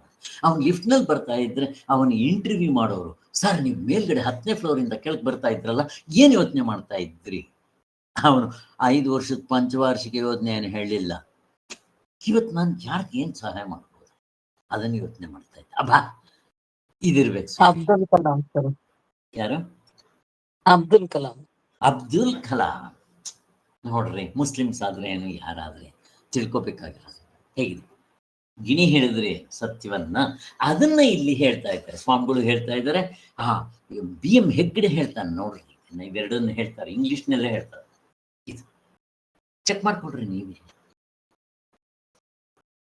ನಮ್ಮ ಆಶ್ರಮದಲ್ಲಿ ನಾನು ಇದು ನಡೆದದ್ದು ಹೇಳ್ತೀನಿ. ಒಬ್ರು ಇನ್ನೊಂದು ವಾರ 10 ದಿವಸದಲ್ಲಿ ಸತ್ತೋಗ್ತಾರೆ ಅಂತಂದಾಗ, ಇವ್ರಿಗೆ ಗೊತ್ತು, ವಿಶಾಲ ಅವ್ರಿಗೆ ಗೊತ್ತು, ನಮ್ಮ ಮ್ಯಾನೇಜಿಂಗ್ ಟ್ರಸ್ಟಿ. ನಾವು ಆಶ್ರಮದಲ್ಲಿ ಹಿಂಗೆ ಏನೋ ಮೀಟಿಂಗ್ ಇತ್ತು. ಅವ್ರ ಆಶ್ರಮಕ್ಕೆ ಪೂರ್ತಿ ಎಷ್ಟೊಂದು ಕೆಲಸ ಮಾಡಿದ್ದಾರೆ, ಚೆನ್ನಾಗಿ ಮಾಡಿದ್ದಾರೆ. ಅವ್ರ ಮನೆ ಹೇಗೆ ನೋಡ್ಕೊತಾ ಇದ್ರು, ಆಶ್ರಮ ಹಂಗೆ ಕಟ್ಟಿದ್ರು, ಎಲ್ಲ ಮಾಡಿದ್ರು. ದುಡ್ಡು ಕೂಡ ಅವರ ಕೈಯಿಂದ ಹಾಕಿ ಕಟ್ಟಿದ್ರು. ಅವ್ರಿಗೆ 83 ವರ್ಷ. ನೋಡ್ರಿ, ಅವರೇ ಕಾರ್ ಗೀರ್ ಬಿಟ್ಕೊಂಡ್ ಬರ್ತಾ ಇದ್ರು. ಕೊನೆಯಲ್ಲಿ ಬರ್ತಾ ಇರ್ಲಿಲ್ಲ, ಬಿಟ್ಕೊಂಡು ಗಾಡಿಯಲ್ಲಿ ಬರ್ತಾ ಇದ್ರು ಅಥವಾ ಮಕ್ಕಳಿಗೆ ಕರ್ಕೊಂಡ್ ಬರ್ತಾ ಇದ್ರು. ಈ ಸುಮ್ಮನೆ ನಾನು ಯಾವಾಗ ಹೋದ್ರು ಇಂಥವೇನ ಕೆತ್ಕದ್ ಜಾಸ್ತಿ. ನಾನು ಎಲ್ರು ಕೂತ್ಕೊಂಡು ಸುಮ್ಮನೆ ಕ್ಯಾಶುವಲ್ ಆಗಿ ಮಾತಾಡ್ತಾ ಇದ್ದಾಗ, ಯಾರಿಗೆ ಹಿಂಗೆ ಅನ್ಸುತ್ತೆ ನೋಡ್ರಿ, ನೀವು ಚೆಕ್ ಮಾಡ್ಕೋಬಹುದು. ಬೆಳಿಗ್ಗೆ ಎದ್ದಿದ ತಕ್ಷಣ ಎಂಥೂಸಿಯಾಸ್ಟಿಕ್ ಟು ವರ್ಕ್ ಇರಬೇಕು, ಮತ್ತೆ ಕಂಪ್ಯಾಷನೇಟ್ ಇರಬೇಕು, ಯಾರಿಗೆ ಸಹಾಯ ಮಾಡಲಿ ಅಂತ ಇದೆಯಾ ಅಂತ ಹೇಳಿದ ತಕ್ಷಣ ಅವರು ನನ್ಗೀಗ್ಲೂ ಇದೆ ಸಾರ್ ಅಂತ. 83 ವರ್ಷ ಹೇಗಿದೆ ನೋಡ್ರಿ. ನಾನು ಇದು ಹೇಳ್ತಾ ಇಲ್ಲ, ನಡೆದೋದ್ ವಿಚಾರ ಅವ್ರು ಹೇಳಿದ್ರು. ಎಲ್ಲರೂ ಬೇರೆಯವ್ರಿಗಿಂತ ಅವ್ರು ಹೇಳಿದ್ರು ಫಸ್ಟ್. ಇದಾಗಿದ್ದ 10 ದಿವಸಕ್ಕೆ ಅವ್ರು ಸತ್ತೋಗ್ಬಿಟ್ರು. ಹೆಂಗ್ ಸತ್ತು ಗೊತ್ತಾ? ಫಸ್ಟ್ ಅವರು 83ನೇ ವರ್ಷದಲ್ಲಿ ಶಾಂತಿಗಿಂತ ಏನೇನೋ ಮಾಡಿಸ್ಕೊಂಡ್ರು. 80 ವರ್ಷ ಆದ್ಮೇಲೆ ದೊಡ್ಡ ಫಂಕ್ಷನ್ ಮಾಡಿದ್ರು, ಏನೇನೋ ಮಾಡಿದ್ರು. ವಿಶಾಲ್ ಅವ್ರಿಗೆ ಗೊತ್ತು, ಅವರೆಲ್ಲ ಹೋಗಿದ್ರು. ನಾವು ಅಮೇರಿಕಾದಲ್ಲಿ ಇದ್ವಿ. ನನಗೆ ಫಂಕ್ಷನ್ಗಳು ತಪ್ಪಿಸ್ಕೊಂಡ್ರೆ ಸಾಕು, ಇಲ್ಲಿದ್ದಿದ್ರೆ ಹೋಗ್ಬೇಕಾಗಿತ್ತು. ಎಂಥದ್ದು ಇರ್ಲಿ. ಆಮೇಲೆ ಏನಾಯ್ತು, ಅವರು ಇದ್ದಂಗೆ ಒಂದು ಮಧ್ಯಾಹ್ನನೂ ಏನೋ 10 ಗಂಟೆಯಲ್ಲೋ 11 ಗಂಟೆಯಲ್ಲೋ ಟಾಯ್ಲೆಟ್ಗೆ ಹೋಗಿದ್ದಾರೆ. ಜೋರಾಗಿ ಕಿರ್ಚ್ಕೊಂಡಿದ್ದಾರೆ. ಟಾಯ್ಲೆಟ್ನಲ್ಲಿದ್ದಾರೆ.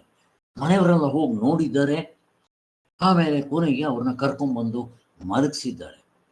ಮಲಗಿಸಿದ್ಮೇಲೆ ನಾನು ಹೋಗ್ಬಿಡ್ತೀನಿ ಅಂತ ಹೇಳ್ತಾ ಇದ್ದವರು ವಿತಿನ್ ಎಲ್ಲ ½ an hour ಒಳಗೆ ಎಲ್ಲ ಮುಗ್ದೇ ಹೋಯ್ತು.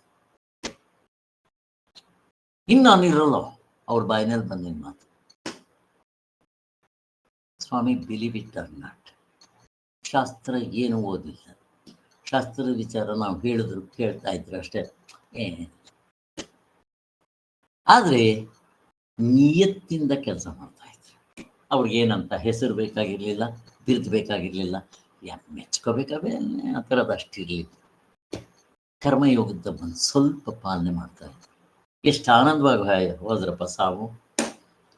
ನೋಡ್ರಿ, ಅವ್ರು 10 ದಿವಸಕ್ಕೆ ಮೊದಲು ಈ ಒಂದು ಪ್ರಶ್ನೆ ನಾನು ಹೇಳಿದಾಗ ಅವರೊಬ್ಬರೇ ಹೇಳಿದ್ರು, ನನಗೆ ಈವಾಗಲೂ ಹಾಗೆ ಇದೆ ಅಂತ ಹೇಳಿದ್ರು. ಆಶ್ರಮ ಎಲ್ಲ ಒಂದು ರೌಂಡ್ ಮಾಡ್ಕೊಂಡ್ಬಂದ್ವಿ, ಎಲ್ಲ ಮಾಡ್ಕೊಂಡ್ಬಂದ್ವಿ. ಅವ್ರಿಗೆ ನೋವಿತ್ತು, ಆದರೂ ಅವ್ರು ಮಾಡ್ಕೊಂಡ್ಬರ್ತಾರೆ. ಬಟ್ ಏನು ಬೇರೆ ಪ್ರಾಬ್ಲಮ್ ಇರಲಿಲ್ಲ. ಏನು ಸಣ್ಣ ಪುಟ್ಟ ಇರ್ತಾ ಇತ್ತು, ಸಕ್ಕರೆ ಕಾಯಿಲೆ ಇತ್ತು, ಬ್ಲಡ್ ಪ್ರೆಷರ್ ಇತ್ತು, ಕೊಲೆಸ್ಟ್ರಾಲ್ ಎಲ್ಲ ಮಾತ್ರೆ ತಗೊತಾ ಇದ್ದಾರೆ, ಎಲ್ಲ ಆರಾಮಾಗಿತ್ತು. ಯಾಕೆ ಹೇಳಿದೆ ಅಂತಂದರೆ, ಸುಮ್ಮನೆ ನನ್ನ ಎಕ್ಸ್ಪೀರಿಯನ್ಸ್. ಆದೆಯೋ ಎಂಬ ಗಾದೆಯೋ ಅಕ್ಷರ ನಿಜವಾಗಿರುತ್ತೆ. ಮಹಾತ್ಮ ಗಾಂಧಿ ಅವರ ವಯಸ್ಸಿನಲ್ಲಿ ನೋಡ್ಬೇಕಾಗಿತ್ತು. ಅವರು ಸಾಯಕ್ಕೆ ಆ ಉಪ್ಪಿನ ಸತ್ಯಾಗ್ರಹ ಮಾಡಿದಾಗ ಅವ್ರಿಗೆ ಏನ್ ಎಂಥೂಸಿಯಾಸ್ಟಿಕ್ ಆಗಿದ್ರು ಅದ್ ನೋಡ್ರಿ.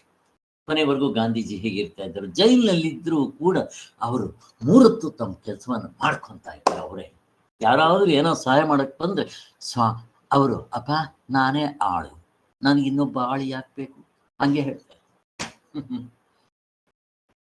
ಎಂಥ ಕೆಲಸ ಮಾಡ್ತಾ ಇದ್ರು ಗಾಂಧೀಜಿ. ದಿನ 3 ನೂಲು ತೆಗೆಯೋದು, ಒಂದು ದೇಶಕ್ಕೆ, ಇನ್ನೊಂದು ದಾನ ಧರ್ಮ, 3ನೇದು ಅವ್ರ ಜೀವನಕ್ಕೆ. ಕೊನೆವರೆಗೂ ಅವರು ಯಾರ ಮೇಲೂ ಡಿಪೆಂಡ್ ಆಗಲಿಲ್ಲ. ಅಂಥ ಪಿತಾಮಹ ದೇಶಕ್ಕೆ ಅಂತ ಸೇವೆ ಮಾಡಿದವರು. ದೇಶದಿಂದ ಏನೋ ಎಕ್ಸ್ಪೆಕ್ಟ್ ಮಾಡ್ತಾ ಇದ್ರ? ನೆಬರ್. ಹಿಂಗೆ ಜೀವನ ಮಾಡ್ಬೇಕು ನೋಡ್ರಿ ನಾವು. ಅವರಲ್ಲಿ ಇದ್ದಿದ್ದ ಉತ್ಸಾಹ ಎಂಥದ್ದು ಇದು ಇರಲಿ. ಯಾಕೆ ಹೇಳ್ತಾ ಇದ್ದಾರೆ ಅಂದ್ರೆ, ನಾವು ಇವುಗಳನ್ನೆಲ್ಲ ಸಾಧನೆ ಮಾಡಿ ಸ್ವಲ್ಪ ಜೀವನ ಕಳ್ಬಡಿಸ್ಕೊಂಡ್ರೆ ಹಂಗೆ ನಾವು ಇರ್ಬೋದು. ಸರಿಯಾಗಿ ಕೆಲಸ ಮಾಡದೆ ಇಲ್ಲಿ ಈ ನಮಗೆ ಮುಪ್ಪು ಬರೋದಕ್ಕೆ 2 ಥರ ಉಂಟು. ಒಂದು, ಸರಿಯಾಗಿ ಕೆಲಸ ಮಾಡದೆ ಇಂದ್ರಿಯಗಳನ್ನ ಚೆನ್ನಾಗಿ ಮೇಯಿಸ್ಕೊಂಡಿರ್ತಾರಲ್ಲ, ಇದು ಒಂದು ಥರ ಮುಪ್ಪು. ಇದು ಕೆಟ್ಟದ್ದು ಸ್ವಾಮಿ. ಇನ್ನೊಂದು ಥರ ಮುಪ್ಪು ಯಾವುದು? ಕೆಲಸ ಮಾಡಿ ನ್ಯಾಚುರಲ್ ಆಗಿ ಸೌದಿರೋ ಮುಪ್ಪು ಒಂದು. ನಾನು ನೋಡಿದ್ದೀನಿ, ಕೆಲವರು ಕಾರ್ನಲ್ಲಿ ಬರ್ತಾರೆ, ವ್ಯಾನಿಟಿ ಬ್ಯಾಗ್ ಎತ್ಕೊಂಡ್ ಬರೋದಕ್ಕೆ ಆಳು ಬರ್ಬೇಕಾ? ಈಗಲೂ ನಮ್ಮ ಆಶ್ರಮದಲ್ಲಿ ಹೋದ್ರೆ ಸಾಕು, ಅವನ ಆಳು ಬಂದು ನಿಂತ್ಕೊಂತಾನೆ. ನೀನ್ ಯಾಕೋ ಬರ್ತೀಯ? ನಾನೇ ಆಳು. ನನ್ನ ಕೈನಲ್ಲಿ ಎಷ್ಟಾಗತ್ತೆ ಅಷ್ಟು ನಾನೇ ಎತ್ತಿಟ್ಕೊಂತೀನಿ, ನಾನೇ ಎತ್ತಿಟ್ಕೊಂಡ್ ಬರ್ತೀನಿ. ಸ್ವಾಮಿ, ಹಂಗೆ ಮಾಡದೇ ಇದ್ರೆ ಇನ್ನ ಎಕ್ಸರ್ಸೈಸ್ ಹಂಗಾಗುತ್ತೆ. ಇವೇ ನಮ್ಮ ಕೈನಲ್ಲಿದೆ, ನಾವು ಮಾಡ್ಕೋಬಹುದು. ಮಾಡಿದ್ದು ನಮ್ಮ ಮಹಾರಾಯ ಹಾಗೆ. ಆದ್ದರಿಂದ ಹೀಗೆ ಪ್ರಕೃತಿಗೆ ಅನುಗುಣವಾಗಿ ಸಬದದಿಂದ ಆಗುವ ಮುಪ್ಪು ಒಂದು ಥರ. ಹಾಗೆ ಪರಮಾತ್ಮನೇ ತನ್ನ ಆತ್ಮನೆಂದು ನಂಬಿರುವ ಉಪಾಸಕರಿಗೆ ಸ್ವಾಭಾವಿಕವಾದ ರೀತಿ ಮುಪ್ಪು ಬರುವುದು. ಯೌವನದ ಕಳೆ ಇರುತ್ತೆ ಅವ್ರಿಗೆ. ಹಾಗೆ ಕೊಳೆ ಅಲ್ಲ, ಕಳೆ. ಯಾವಾಗಲೂ ನಗ್ತಾ ಇರಬೇಕು, ನಗಿಸ್ತಾ ಇರಬೇಕು, ಖುಷಿಯಾಗಿರ್ಬೇಕು. ಹೀಗೆ ಇರ್ಬೇಕಪ್ಪ. ರೋಗಾದಿಗಳು ಬರಬಹುದು. ಅಲ್ಲ ಸ್ವಾಮಿ, ದೇಹಕ್ಕೆ ಬರದೆ ಕಲ್ಲಕ್ಕೆ ಬರುತ್ತೇನೋ? ಇಲ್ಲ, ಬರಲಿ. ಶರೀರ ಅಂದಾಗ ಬರುತ್ತಪ್ಪ, ತಗೊಳ್ಳೋದು ಅದೆಲ್ಲೇನಿದೆ, ಆಸ್ಪತ್ರೆಗಳಿದೆ, ಏನೋ ಒಂದು ಟ್ರೀಟ್ಮೆಂಟ್ ಮಾಡೋದಾಗ ಹಿಂಗೆ ಹೋಗುತ್ತೆ ಅಷ್ಟೇ. ಆದರೆ ಇವರಿಗೆ ಉಪಾಸನೆಯಿಂದ ಬಂದಂತ ಆತ್ಮಬಲ ಇರುತ್ತಲ್ಲ, ಏನ್ ಗ್ರೇಟ್ ಅಂತಾರೆ ಅವರು. ಆದ್ದರಿಂದ ನಿರ್ಬಲರಿಗೆ ಬಲ ಯಾರು? ರಾಮನೇ. ನಿರ್ಧನರಿಗೆ ಹಣ ಯಾರು? ರಾಮನೇ. ಮಾನವರಿಗೆ ಯಾವ ಕೊರತೆ ಇರುವುದೇ ಅದನ್ನೆಲ್ಲ ಪೂರ್ಣಗೊಳಿಸಿಕೊಡುವಾತನು ಯಾರು? ರಾಮನೇ. ಅಯ್ಯೋ, ಹುಟ್ಟು ಸಾವುಗಳನ್ನೇ ತಪ್ಪಿಸುವಂತ ರಾಮ ಈ ಜುಜುಬಿ ಲೌಕಿಕದ್ದು ಬಿಡಿ ಸಿಗರೇಟ್ ಕೊಡೋದಿಲ್ವಾ? ಕೊಡೋದೇ ಏನು ಅಂತ ಹಾಗೆ. ಆದ್ದರಿಂದ ಪರಮೇಶ್ವರನನ್ನೇ ಚಿಂತಿಸ್ತಾ ಆತನೇ ತನ್ನ ನಿಜವಾದ ಆತ್ಮನೆಂಬ ಭಾವನೆಯನ್ನು ಬೆಳೆಸ್ಕೊಳ್ಳೋರಿಗೆ ವ್ಯವಹಾರದಲ್ಲೂ ಕೂಡ ಉತ್ತಮ ಫಲ ಇರುತ್ತೆ. ಅಕಸ್ಮಾತ್ ಬರದೇ ಇದ್ರೆ ಚಿಂತನೆ ಮಾಡ್ತಾರೆ, ಏನೆಲ್ಲ ನಮ್ಮಂಗೆ ಆಗ್ಬಿಡುತ್ತೇನೋ, ನನ್ನ ಕೈನಲ್ಲಿ ಇದೆಯೇನೋ. ನಾವು ಹೇಳಿದ್ವಲ್ಲ,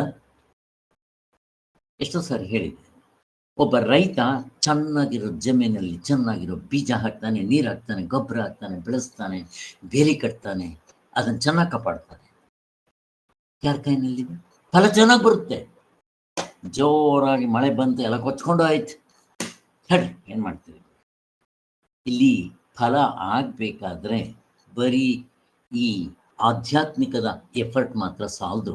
ಅದಕ್ಕೆ ಆದಿ ಭೌತಿಕ ಇರುತ್ತೆ, ಆದಿ ದೈವಿಕ. ಆ ದೇವತೆಗಳು ಅವು ಇವು, ಆ ಕಾಲ ದೇಶ ಎಲ್ಲ ಸೇರಿರುತ್ತಲ್ಲಿ. ಪ್ರಕೃತಿ ನಿಯಮ ಯಾವನು ಗೊತ್ತು? ಅಲ್ಲಿ ಭೂಕಂಪ ಆಗುತ್ತೆ ಅಂದ್ರೆ ಏನ್ ಮಾಡ್ತೇನೆ? ನೀವ್ ಮಾಡಿದ್ದು ಏನ್ ಮಾಡ್ಬೇಕು ಅವನು?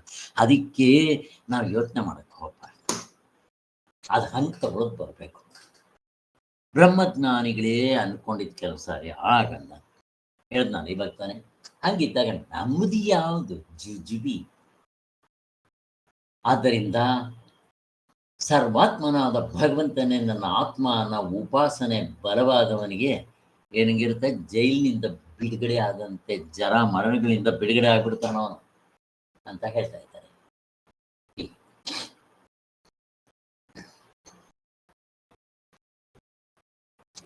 ಆದ್ದರಿಂದ ಈ ಉಪಾಸನೆಯನ್ನು ನಾವು ಅವಲಂಬಿಸಬೇಕು.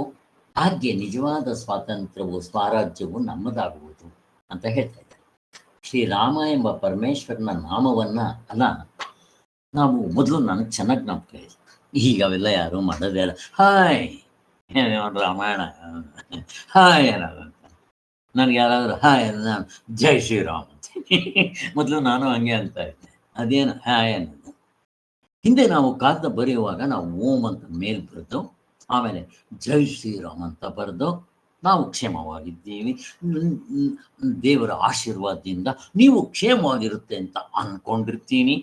ಅಲ್ಲಿಂದ ಶುರುವಾಗ್ತಾ ಇತ್ತು ನೋಡಿ, ರಾಮ ಅಂತ ಬರೆದು. ಅಲ್ಲ, ಬರೀ ಆ ಪೇಪರ್ನಲ್ಲಿ ಲೆಟ್ರ್ ಬರಿಬೇಕಾದ್ರೆ ರಾಮ ಅಂತ ಬರಿಬೇಕಾದ್ರೆ ಹಂಗಿರ್ಬೇಕಾದ್ರೆ ನನ್ನ ಹೃದಯದಲ್ಲಿ ಆ ರಾಮನ್ ಇಟ್ಕೊಂಡ್ರೆ ಹೆಂಗಾಗ್ಬೇಕಪ್ಪ ಹೇಳಿ? ನಾವ್ಯಾಕೆ ಆ ಕೆಲಸ ಮಾಡೋದು? ಅದಕ್ಕೆ ಕೂತ್ರೆ ನಿಂತ್ರೆ ರಾಮ ಅಂತಂದ್ರೆ ಹೇ ಅನ್ನೋದು, ಗುಡ್ ಮಾರ್ನಿಂಗ್ ಅನ್ನಪ್ಪದು, ಗುಡ್ ಆಫ್ಟರ್ನೂನ್ ಅನ್ನಪ್ಪದು, ಇದು ಆಗ್ಬಿಡ್ತು. ಅಲ್ಲಿಗೆ ಎಷ್ಟು ಸಾರಿ ರಾಮ ಹೇಳ್ದಂಗೆ ಆಗೋಯ್ತು. ಯಾರು ಸಿಕ್ಕೋದು? ಜೈ ಜೈ ರಾಮ್ ಶ್ರೀರಾಮ ಅಂದ್ರೆ, ಶ್ರೀರಾಮ ಅಂದ್ರೆ, ಶಿವ ಅಂತ ಅಂದ್ರೆ ಏನೋ ಒಂದು ಎಷ್ಟು ಸಾರಿ ಆಗೋಯ್ತು. ದೇವ್ರು ನಿನ್ನಂಗಾಯ್ತು, ಡೈರೆಕ್ಟೋ ಇಂಡೈರೆಕ್ಟೋ, ಇನ್ನೇನು ಬೇಕು ನಿಮ್ಗೆ ಅಂತ ಸ್ವಾಮಿಗಳು ಹೇಳ್ತಾ ಇದ್ದಾರೆ. ಯಾರ ಹೃದಯದಲ್ಲಿ ಮಂಗಳಾಯತನಾದ ಶ್ರೀಹರಿ ನೆಲೆಸಿರ್ತಾನೋ ಅವ್ರಿಗೆ ಏನ್ ಮಾಡಿದ್ರು ಲಾಭವೇ. ಯಾಕೆ? ಪರಮಾತ್ಮನ ಗಿರಾಕಿ ನೀವು, ಗಿರಾಕಿ ಅಲ್ಲ, ಅವನೇ ನಿಮ್ಮ ಪಾರ್ಟ್ನರ್ಶಿಪ್ ಮಾಡ್ಕೊಂಡ್ಬಿಟ್ರಿ. ಪರಮಾತ್ಮನ ನೀವೇನ್ ಕೆಲಸ ಮಾಡಿದ್ರು ಅವನ ಪರಮಾತ್ಮ ಪಾರ್ಟ್ನರ್ಶಿಪ್ ಇರೋದ್ರಿಂದ ನಿಮಗೆ ಲಾಸ್ ಅನ್ನೋದು ಎಲ್ಲಿದೆ? ಯಾರು ನಿಮ್ಮ ಪಾರ್ಟ್ನರ್ಶಿಪ್? ಯಾರು? ಪರಮಾತ್ಮ. ಅವನ ಲಾಸ್ ಅನ್ನೋದು ಎಲ್ಲಿದೆ? ಪಾರ್ಟ್ನರ್ಶಿಪ್ ಮಾಡ್ಕೊಳ್ರಪ್ಪ, ಗಿರಾಕಿ ಆಗ್ಬೇಡ್ರಿ ನೀವು ಆ ದೇವ್ರ ಅಂಗಡಿಲಿ. ಪಾರ್ಟ್ನರ್ಶಿಪ್ ಹೆಂಗಿದೆ ನೋಡ್ರಿ. ಯಾರು ದೇವರನ್ನ ಚಿಂತನೆ ಮಾಡ್ತಾರೆ ಪಾರ್ಟ್ನರ್ ಆಗ್ಬಿಡ್ದು ನಾನು ರಾಮ. ಹೆಂಗಿದೆ ರಾಮಂಗೆ ಎಲ್ಲಿ ನಷ್ಟ? ಅದಕ್ಕೆ ಕೊನೆಯಲ್ಲಿ ಭಗವದ್ಗೀತೆ ಎಲ್ಲ ಆದಮೇಲೆ ಎಲ್ಲಿ ಕೃಷ್ಣನಿದ್ದಾನೋ ಎಲ್ಲಿ ಅರ್ಜುನನಿದ್ದಾನೋ ಅಲ್ಲಿ ಜಯವೇ ಜಯ, ಲಕ್ಷ್ಮಿ, ವಿದ್ಯೆ ಏನೇನೋ ಹೇಳ್ತಾರಲ್ಲ, ಲಾಭ ಫೋಟೋ ಹಾಕೊಂಡ್ರೆ ಸಾಕು ಅಂತಾರೆ. ಅದರ ಜೊತೆಗೆ ನೀವು ಹೃದಯದಲ್ಲಿ ಇಟ್ಕೊಳ್ರಿ ಅಂತ ಹೇಳ್ತಾ ಇದ್ದಾರೆ.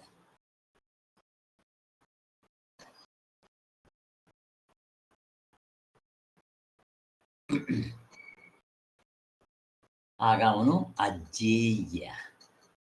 ಈ ಜೀವನದಲ್ಲಿ ಆಗುವ ಜನ್ಮ, ರೋಗ, ಜರ, ಮರಣ 6 ಬದಲಾವಣೆಗಳು ಈ ಶರೀರಕ್ಕೆ ಮುಂತಾದ ಯಾವ ಬಾಧೆಗಳು ತೋರ್ಕೊಳ್ಳೋದಿಲ್ಲ. ಮೂರೊತ್ತು ದೇವರು ನೆನೀತಾ ಇರ್ರಿ, ಹಂಗಿರ್ತೀರಿ ನೀವು. ಆದ್ದರಿಂದ ಮುಪ್ಪು ಸಾವುಗಳಿಂದ ಬಿಡುಗಡೆ ಆಗುವುದಕ್ಕೆ ನಾವೇ ಸ್ವತಂತ್ರವಾಗಿ ಪ್ರಯತ್ನ ಮಾಡಿದರೆ ಅವುಗಳಿಂದ ನಮಗೆ ಬಿಡುಗಡೆಯಾಗುವುದು ಸಾಧ್ಯವಿಲ್ಲ. ಮತ್ತೆ ನೋಡ್ರಿ, ನಾನೇ ಬಿಡುಗಡೆ ಆಗ್ತೀನಿ. ಮತ್ತೆ ಇದು ಈಗೋ, ಅಹಂಕಾರ. ಶಾಸ್ತ್ರೀಜಿ ಕೇಳಿದ್ರು, ನಾನೇ ಪ್ರಯತ್ನ ಮಾಡ್ತೇನೆ, ಪರಮಾತ್ಮನ ಹಂಗ್ಯತೆಗೆ ಅವನ್ ಯಾಕೆ ಕೇಳ್ಕೋಬೇಕು? ಆಗೋದಿಲ್ಲ ಅಂದಿದ್ರು ಭಗವತ್ಪಾದರು. ನಾವು ಮರೆ ಹೋಗ್ಬೇಕು. ಈಗೇನಿದೆ ಅಹಂಕಾರ, ಇದು ನಾನೇ ಮಾಡ್ತೇನೆ ಇದ್ರೆ ಅಹಂಕಾರ. ಅದಾಗೋದಿಲ್ಲ. ಇಲ್ಲಿವರೆಗೂ ನೋಡಿದ್ದಾಯ್ತಲ್ಲ, ಇಷ್ಟು ಜನ್ಮಗಳನ್ನು ನೀನು ಹುಟ್ಟಿ ಮಾಡಿದ್ ಗೊತ್ತಲ್ವ, ಮತ್ತೀಗ್ಲಾದ್ರೂ ಯಾಕೆ ಶರಣಾಗತಿ ಆಗ್ಬಾರ್ದು? ನನಗಿಂತ ಅವನ ಮೇಲ್ಗಡೆ ಇನ್ನೊಂದು, ನೀವೇ ಪರಮಾತ್ಮ, ಅವನಿಗೆ ಶರಣಾಗತಿ ಆಗಲಿ, ಇನ್ನು ಯಾರಿಗೇನು ಆಗದೆ ಅಂತ. ಹೀಗೆ ಆದ್ದರಿಂದ ಪರಮೇಶ್ವರನ್ನ ಆಶ್ರಯಿಸಿ ಯಾರು ಪ್ರಯತ್ನಿಸುತ್ತಾರೋ, ಹೇಗೆ ಯಜಮಾನ್ರೇ ಅಂದ್ರೆ ಸಾಕು. ಹಾಗೆ ಆಧ್ಯಾತ್ಮ, ಆದಿಭೂತ, ಆದಿದೈವಿಕ, ಆದಿ ಯಜ್ಞ. ಇವಾಗ ಇಲ್ಲಲ್ಲ 4ನೇ ಅಧ್ಯಾಯದಿಂದ ಹೇಳ್ಕೊಂಬಂದ್ರಲ್ಲ, ಯಜ್ಞ ಗಿಜ್ಞ ಎಲ್ಲ ಹತ್ರಲ್ಲೂ ಪರಮಾತ್ಮನೇ ಇರೋದು. ಅದಕ್ಕೆ ನೀವೇನು ಕೆಲಸ ಮಾಡೋದು ಆ ಪರಮಾತ್ಮನ ಸೇರಿಸ್ಕೊಟ್ರೆ ಅವನು ನೀವು ಸೇರಿಸ್ಕೊಳ್ಳಿ ಬಿಡಲಿ, ಅವನದೇ ಇರೋದು. ಬಟ್ ಈಗ ನೀವು ಭಾವನೆಯಿಂದ ಅವನು ಸೇರಿಸ್ಕೊತಾ ಇದ್ದೀರ. ಕರ್ಮಯೋಗನೂ ಅದಕ್ಕೆ ಈಶ್ವರಾರ್ಪಣ ಬುದ್ಧಿಯಿಂದ ಮಾಡ್ರಿ ಅಂತ. ಅದಕ್ಕೆ ಕರ್ಮಯೋಗದಲ್ಲಿ ಅದನ್ನೇ ಚೆನ್ನಾಗಿ ಹೇಳ್ತಾರಲ್ಲ. ಆದ್ದರಿಂದ ಹೀಗೆ ಮಾಡಿದ್ರೆ ಅವರು ಸಾಯುವ ಕಾಲದಲ್ಲಿಯೋ ಪರಮಾತ್ಮನ ಚಿಂತಿಸುತ್ತಲೇ ಆತ್ಮನನ್ನು ಸೇರ್ತಾರೆ. ಆದ್ದರಿಂದ ಮೋಕ್ಷ ಆಗದೆ ಇದ್ರು ಮತ್ತೆ ಪರಮಾತ್ಮನ ಸಾಯುತ್ತ ಸೇರ್ತೀವಿ ಅಂತ ಹೇಳ್ತಾ ಇದ್ದಾರೆ. ಅಲ್ಲಿಗೆ 7ನೇ ಅಧ್ಯಾಯ ಪೂರ್ತಿ ಆಯಿತು. ಸೊ ಮತ್ತೆ ನಾಳೆಯಿಂದ 8ನೇ ಅಧ್ಯಾಯ. ಬಟ್ ನಾನು ಭಾಷ್ಯದಲ್ಲಿ ಸ್ವಲ್ಪ ಬಿಟ್ಟಿದ್ದೆ, ಅದು ಮಾಡ್ತೇನೆ. ಜೈ ಶ್ರೀರಾಮ್. ಓಂ ಶಾಂತಿ ಶಾಂತಿ ಶಾಂತಿ.